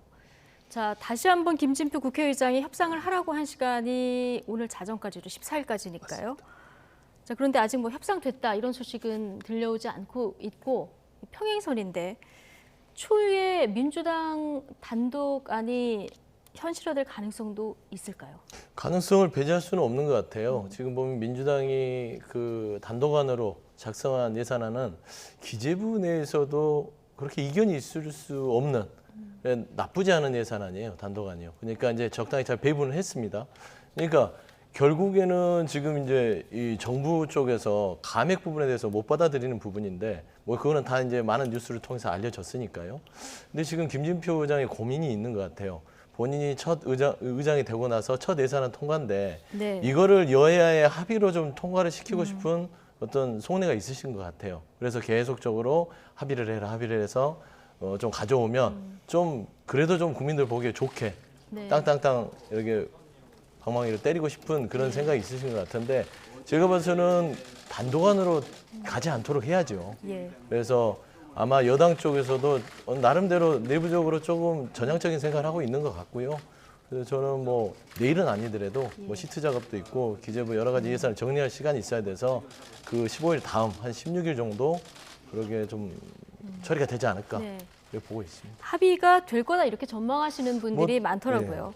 그런데 현실적으로 지금 민주당 단독안은 이제 감액안만 들어가 있는 거고요. 그러니까 현실적으로 그 지역 정부에서 챙겨야 될 쪽지 예산들 그렇죠. 항상 등장하지 않습니까? 이게 다 빠져 있는 상황이라서 답답한 건 오히려 민주당이다 이런 얘기도 나와요. 여의도 정치권이 다 답답하죠. 만약에 예산안을 여야 합의하지 않고 단독 처리하거나 특히나 지금 사상 초유일은 뭐냐면 야당이 단독 수정을 낸다는 거거든요. 네. 그런 전례는 헌정사상 없었던 여당 일입니다. 단독도 아니고 야당 그렇죠. 단독으로. 그렇죠. 그러니까 예. 그런 것들을 좀 무리하게 하는 이유는 제가 볼 때도 그 서 대변인도 지금 그렇게 보시는 것 같은데 민주당도 그냥 카드로 지금 강하게 압박하는 것이지 저걸 실제로 간철시킬 가능성은 좀 높아 보이지 않습니다. 왜냐하면 마지막에 예산안을 여야 합의를 처리하면서는 9월 달부터 정기국회 열리잖아요. 그럼 9월, 10월, 11월, 12월 넉 달 동안 각 상임위에서 여야가 머리를 맞대고 각종 협의를 해가지고 예산안을 조정을 합니다. 개수 조정을 다 합니다. 그걸 애결에 가서 또 한번 조정을 합니다. 그리고 마지막에 여야 합의 수정안을 낼 때 정말 정치권에서 필요한 그 지역 예산도 있을 것이고 시도 광역자치단체나 기초단체단체 예산이 또 있는 겁니다. 그것들을 서로 주고받기를 하는 거거든요. 예. 그러려고 애결에 서로 들어가려고 하는 거고 하는 거 아니겠습니까?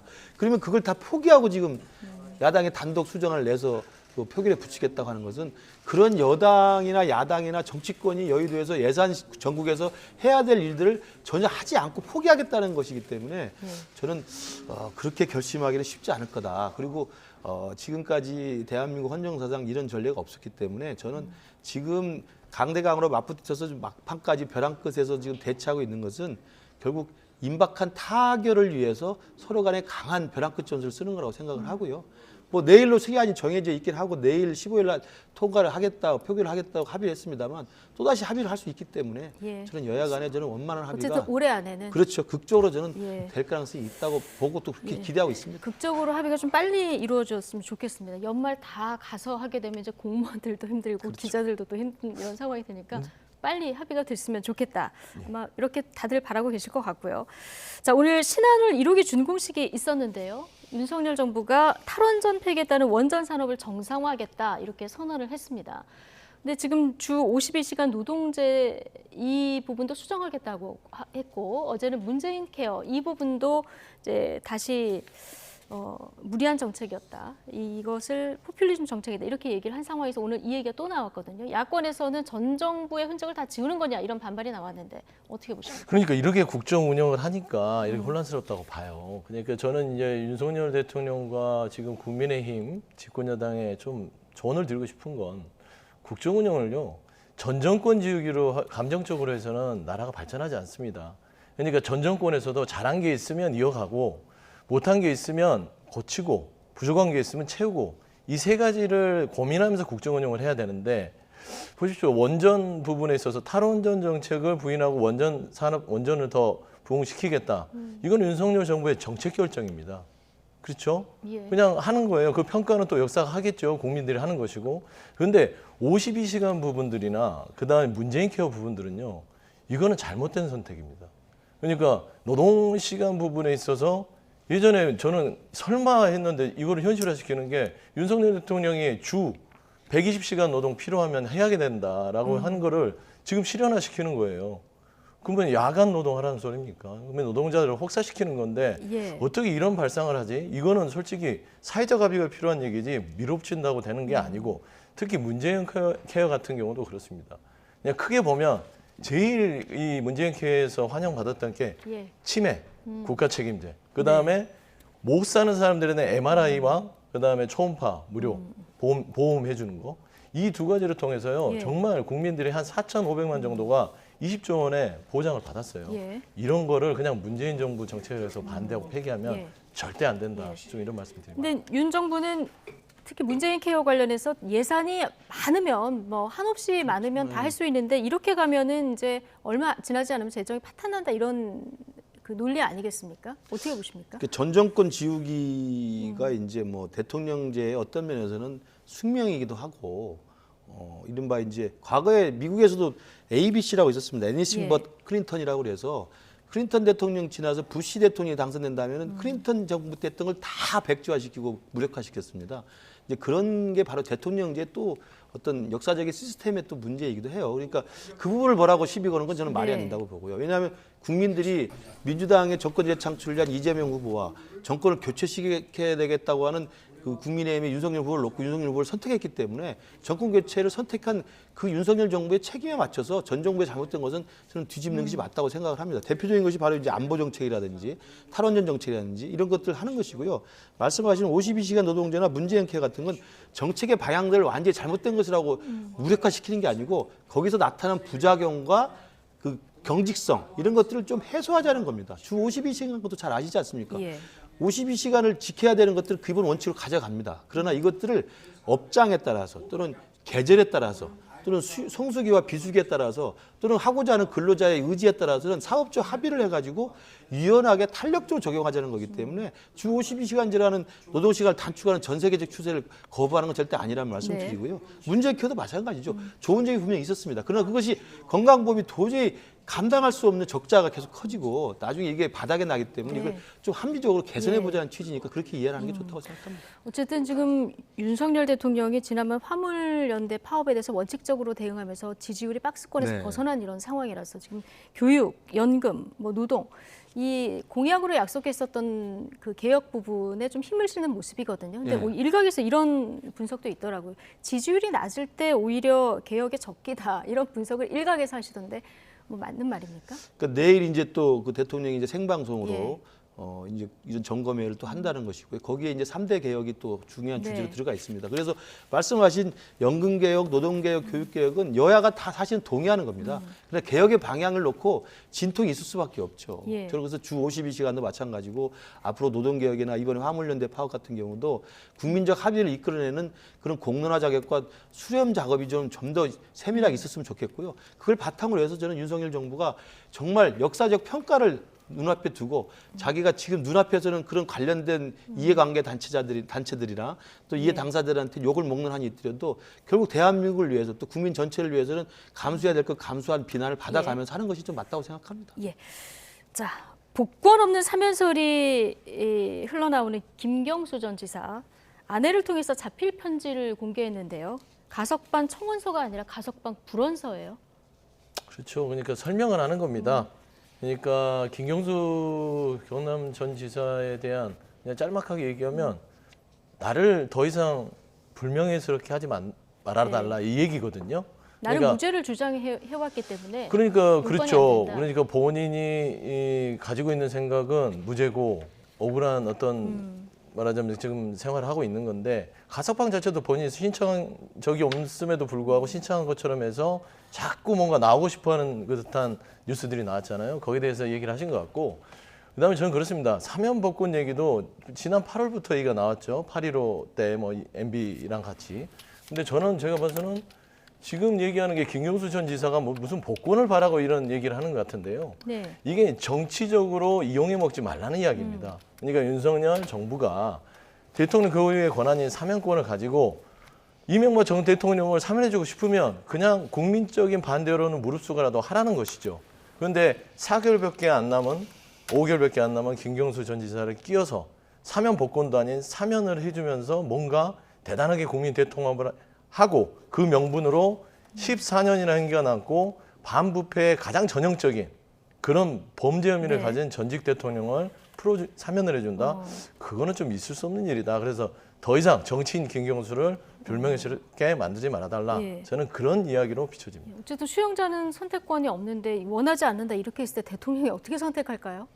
그러니까 그 양심수 이제 코스프레라고 이제 국민의힘에서는 이제 강력하게 비난을 했는데 저는 이제 이 사건을 보면서 한명숙 전 총리 사건이 떠올라요. 그때도 한명숙 총리도 대법원에 다 확정 판결 받아서 만기 출소까지 해서 형량을 다 복역을 했습니다.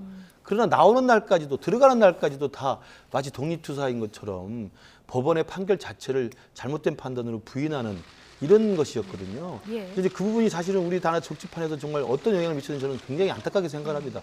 그러면 김경수 지사도 역시 돈을 받은 그런 파렴치범은 아니라 하더라도 어쨌든 민주주의 사회에서 국민의 어떤 선거에 대한 정확한 인식 이런 것들을 해칠 수 있는 여론 조작이라는 사건을 했던 사건이었고 이와 관련해서 대법원에서 확정 판결을 한 거 아니겠습니까?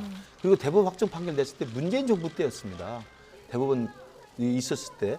그렇다고 한다면 이 부분을 놓고 이제 와서 우리는 하나 죄가 없다. 양심수다고 이야기하면 어떤 국민들이 납득하겠습니까? 저는 그래서 이 부분은 김경수 지사 제가 개인적으로 아는 후배라서 이 말 좀 하기가 그런데 둘 중에 선택했으면 좋겠어요. 정말 양심스러워 해서 나가기 싫다고 하는 것인지 아니면 복권을 해달라는 압박용인 것인지 예. 저는 이 부분을 좀 명확히 했으면 좋겠습니다. 두 개는 양립하기 좀 쉽지 않다고 생각해요. 예, 제가 대신 알겠습니다. 말씀드릴게요. 잠깐만요. 한꺼번에 말씀드리도록 저희가 녹취 하나만 듣고 이어서 얘기해 주시죠.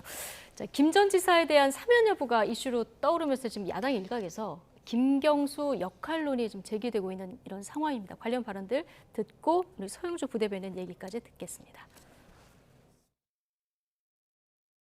대권 주자들이 일정 정도 있어야 당이 오히려 더 건강해지거든요. 네네. 그래서 김경수 지사가 나오면은 김경수 지사는 특혜 기반으로 하고 노무현 문재인을 잇는 뭐 적자의 성격이 있지 않습니까? 김경수의 복권은 이재명 지사도 보내야 될 거라고 보고요. 누가 대통령이 되는 게 중요한 게 아니라 민주당이 정권 탈환하는 게 이게 방침이지 않겠습니까? 2028년까지 출마할 수 없을 뿐이지 다른 여타의 정치 활동들은 충분히 가능합니다. 그럼 그렇게 해야 된다고 보십니까 혹시? 민주정부를 구성했던 주요한 역할을 했던 사람들에게는 시민들이 요구하는 그런 정치적 책임과 역할의 문제 또한 반드시 주어지는 것이다. 그 역할에 충실해야 된다. 김경수 전 지사 역시 그로부터 자유로울 수 없다고 생각합니다. 뭐 사면만 되든 복권까지 다 되든 김경수 지사 역할에 대한 어떤 기대가 민주당 내에서 지금 나오고 있는 상황인데 복권을 전제로 지금 안민석 의원 같은 경우에는 만약에 복권까지 되면은 대선 주자가 늘어나서 정권 탈환에 유리하다. 이거 이재명 대표도 반길 거다 이렇게 얘기를 했거든요.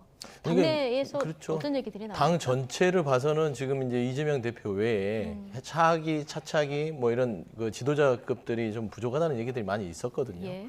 그래서 뭐 김경수 전 지사가 사면이든 복권이든 간에 복권이 된다면 뭐 그렇게 가겠지만 굳이 그게 되지 않더라도 5월에 만기 출소를 하고 나서 정치를 안 할 거다? 그건 아닐 겁니다. 운명처럼 정치를 할 수밖에 없을 것이다. 김경수 전 지사는 정치인입니다. 그렇기 때문에 어떤 구심점을 가지고 여러 가지 서로 다른 가치와 철학을 논의할 때 민주당 자체가 더 성장할 수 있다라는 얘기를 안민석 의원이나 다른 의원들은 조금 더 본인 입장에서 해석을 하신 것 같아요. 예. 네. 알겠습니다. 자, 저한테는 기회 안 주십니까? 예. 한 말씀 짧게 하시죠. 네, 저도 이제 한국 정치를 보면서 과거에는 정치적인 활동을 하다가 어떤 범죄를 저지르거나 죄를 받아서 처벌을 받았으면 염치라는 게 있었습니다.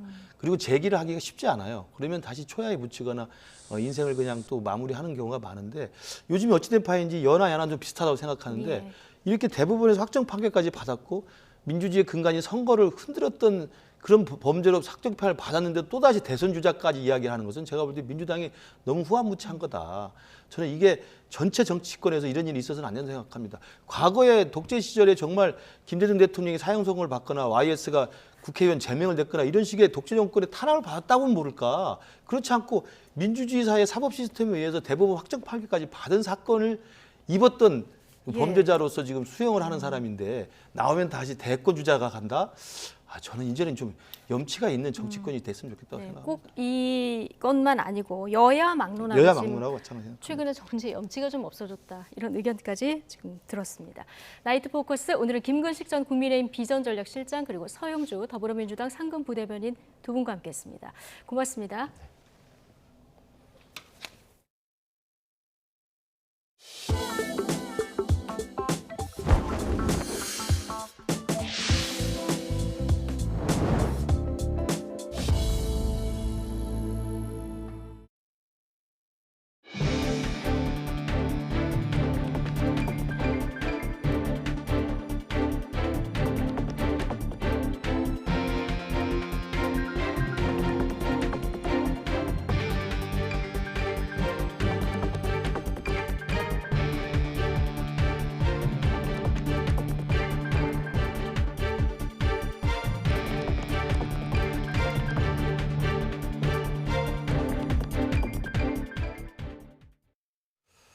윤석열 대통령이 내일 수도권 등 전국 일원에 대설 예비특보가 발령됨에 따라 국민 피해가 없도록 관계 부처에 철저한 관리를 주문했습니다.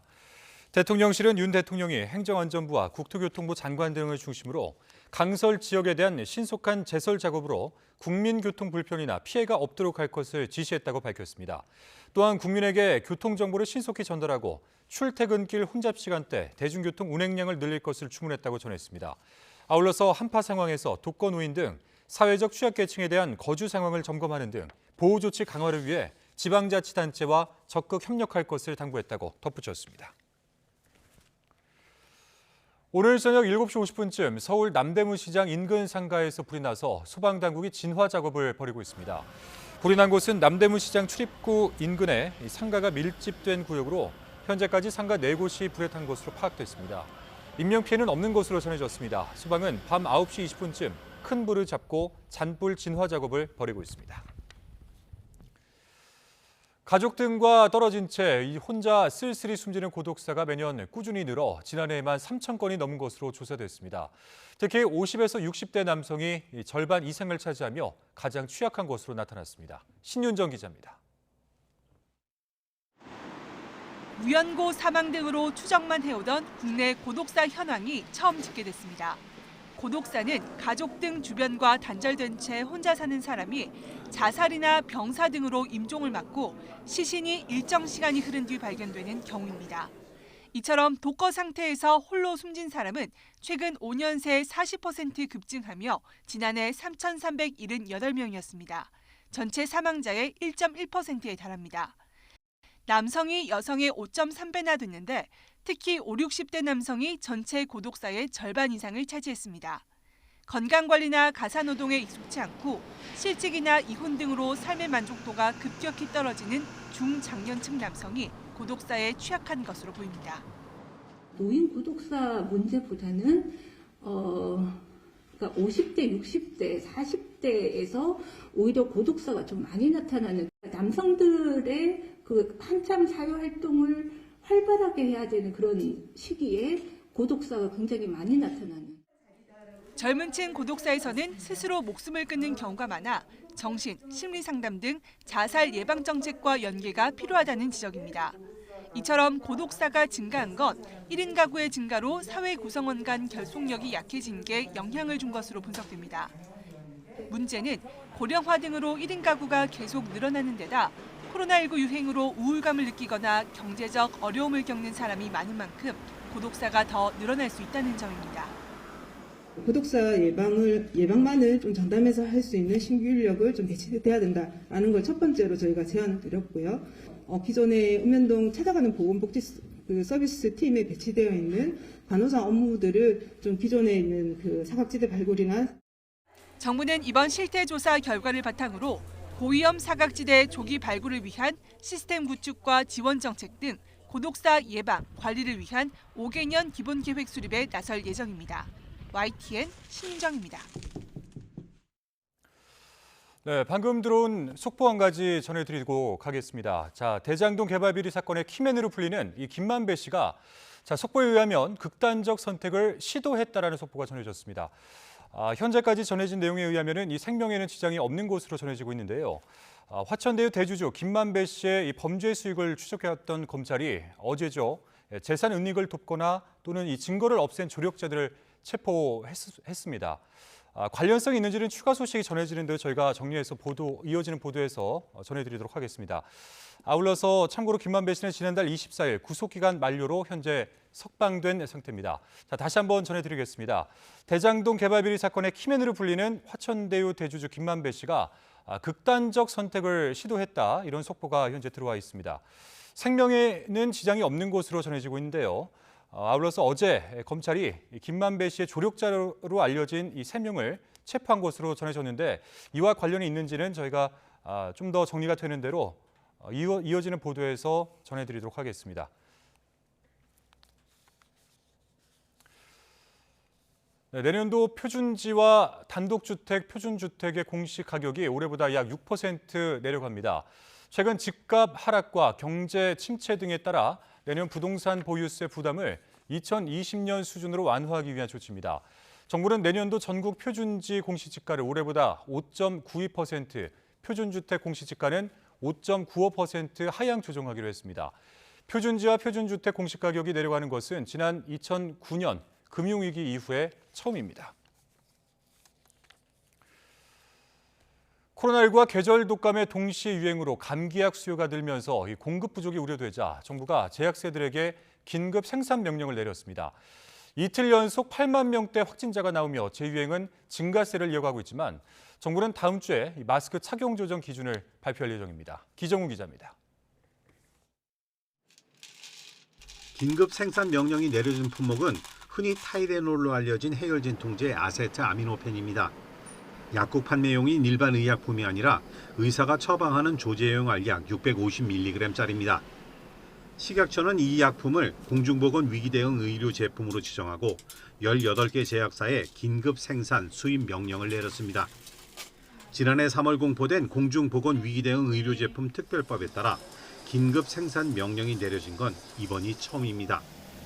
방역당국인 이번 조치로 월 평균 공급량이 기존 4,500만 정에서 60% 많은 7,200만 정까지 늘 것으로 기대하고 있습니다. 중국의 방역 완화 조치로 감기약 원료 수급에 문제가 발생할 우려가 있어 제약사들에게 선제적으로 대응하도록 요청했습니다. 방역당국은 또 모더나의 BA.4-5 기반 이가 백신도 64만 명분 들여왔습니다. 이번에 도입된 백신은 12월 19일 사전 예약을 시작으로 12월 26일 당일 접종, 2023년 1월 2일부터는 예약 접종이 가능합니다. 당국은 이로써 현재 세계에서 사용하고 있는 4종류의 오미크론 변이 대응 이가 백신 모두를 확보해 접종에 활용하게 됐다고 설명했습니다. 정부는 또 일상회복 준비도 병행한다며 실내 마스크 해제 기준을 다음 주 발표하겠다고 밝혔습니다. 공개 토론회와 전문가 자문위원회 등을 거쳐 이번 달 23일에는 실내 마스크 착용에 대한 의무 조정 기준을 소상히 설명드릴 수 있도록 하겠습니다. 이런 가운데 코로나 확진자는 이틀 연속 8만 명대를 기록했고 확산세 가늠자인 감염 재생산 지수도 8주째 1을 넘었습니다. 특히 켄타우로스 불리던 BA.2.75 변이의 세부 계통인 BN.1의 검출률이 가파르게 상승하며 이번 재유행의 변수로 떠오르고 있습니다. 전문가들은 면역 회피력이 큰 BN.1이 재유행을 주도할 경우 유행이 더 길어질 수 있을 것으로 우려했습니다. YTN 기정훈입니다. 네, 국내에서 열린 국제회의에서 한국인 여성을 성추행한 혐의로 아랍에미리트 정부 측 인사가 검찰에 넘겨졌습니다. 질병관리청은 지난달 30일 서울에서 열린 국제회의에서 아랍에미리트 보건부 장관을 수행하던 현지인 비서 A씨가 한국인 여성 스태프를 성추행하는 사건이 벌어져 경찰에 수사를 의뢰했습니다. 당시 A씨는 기념사진을 찍는 과정에서 피해 여성에게 의도적인 신체 접촉을 한 것으로 알려졌습니다. A씨는 현재 출국 금지 상태로 서울 서부지검에서 조사를 받고 있습니다. 네, 인공위성을 활용해서 미사일 감시 등의 임무를 담당하는 우주군이 주한미군에 창설됐습니다. 미 본토 밖에 우주군이 창설된 건 이번이 세 번째로 미군이 북한의 미사일 위협을 중대하게 인식한 거라는 분석입니다. 신준명 기자입니다. 거대한 성조기 앞에 주한미군 병력이 정렬한 가운데 북극성을 변함없이 지키는 수호자 용자리가 새겨진 주한미 우주군의 부대 마크가 공개됐습니다. 폴 락해머라 주한미군 사령관은 해당 마크가 새겨진 우주군 깃발을 부대원에게 전달하며 주한미 우주군 창설을 선언했습니다.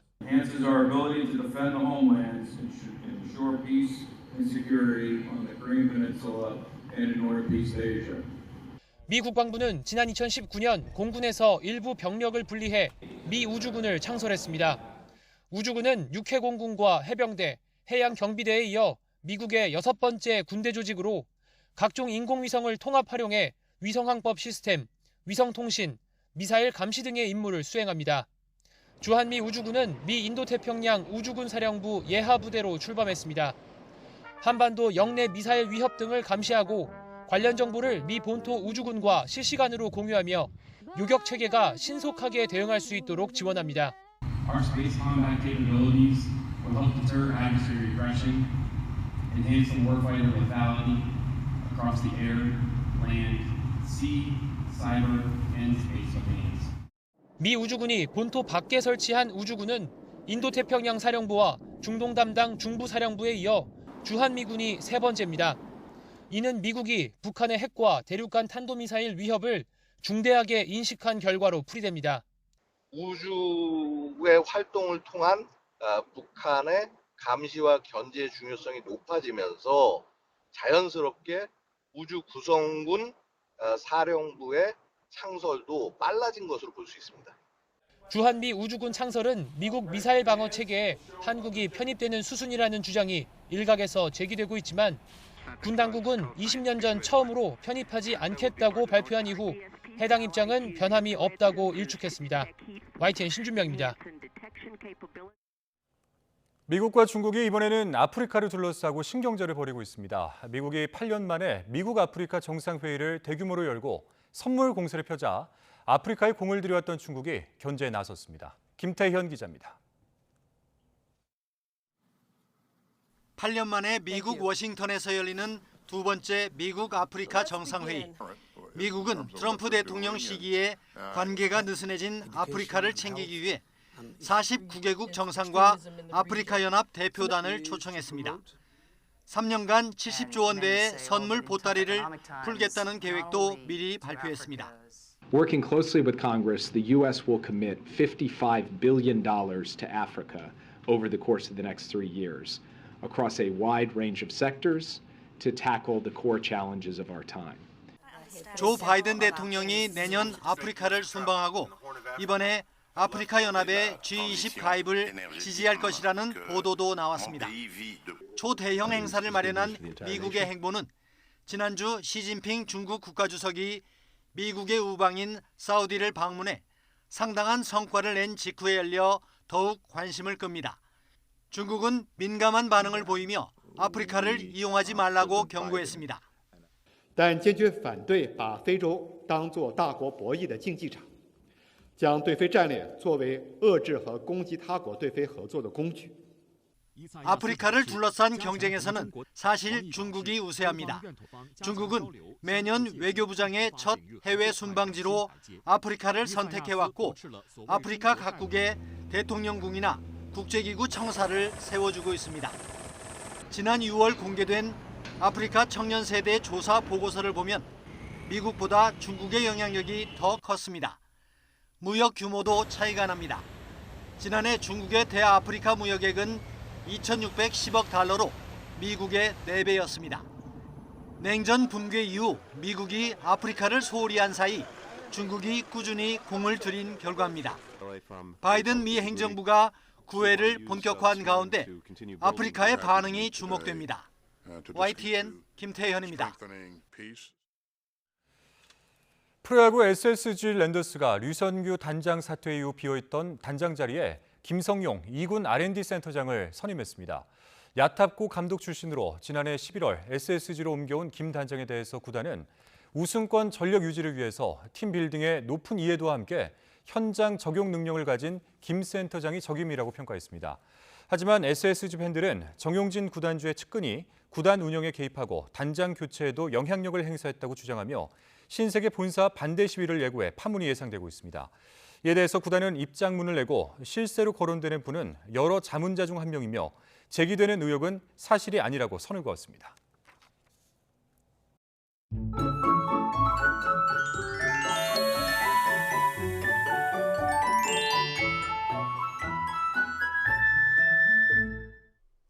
강력한 한파가 전국을 꽁꽁 얼렸습니다.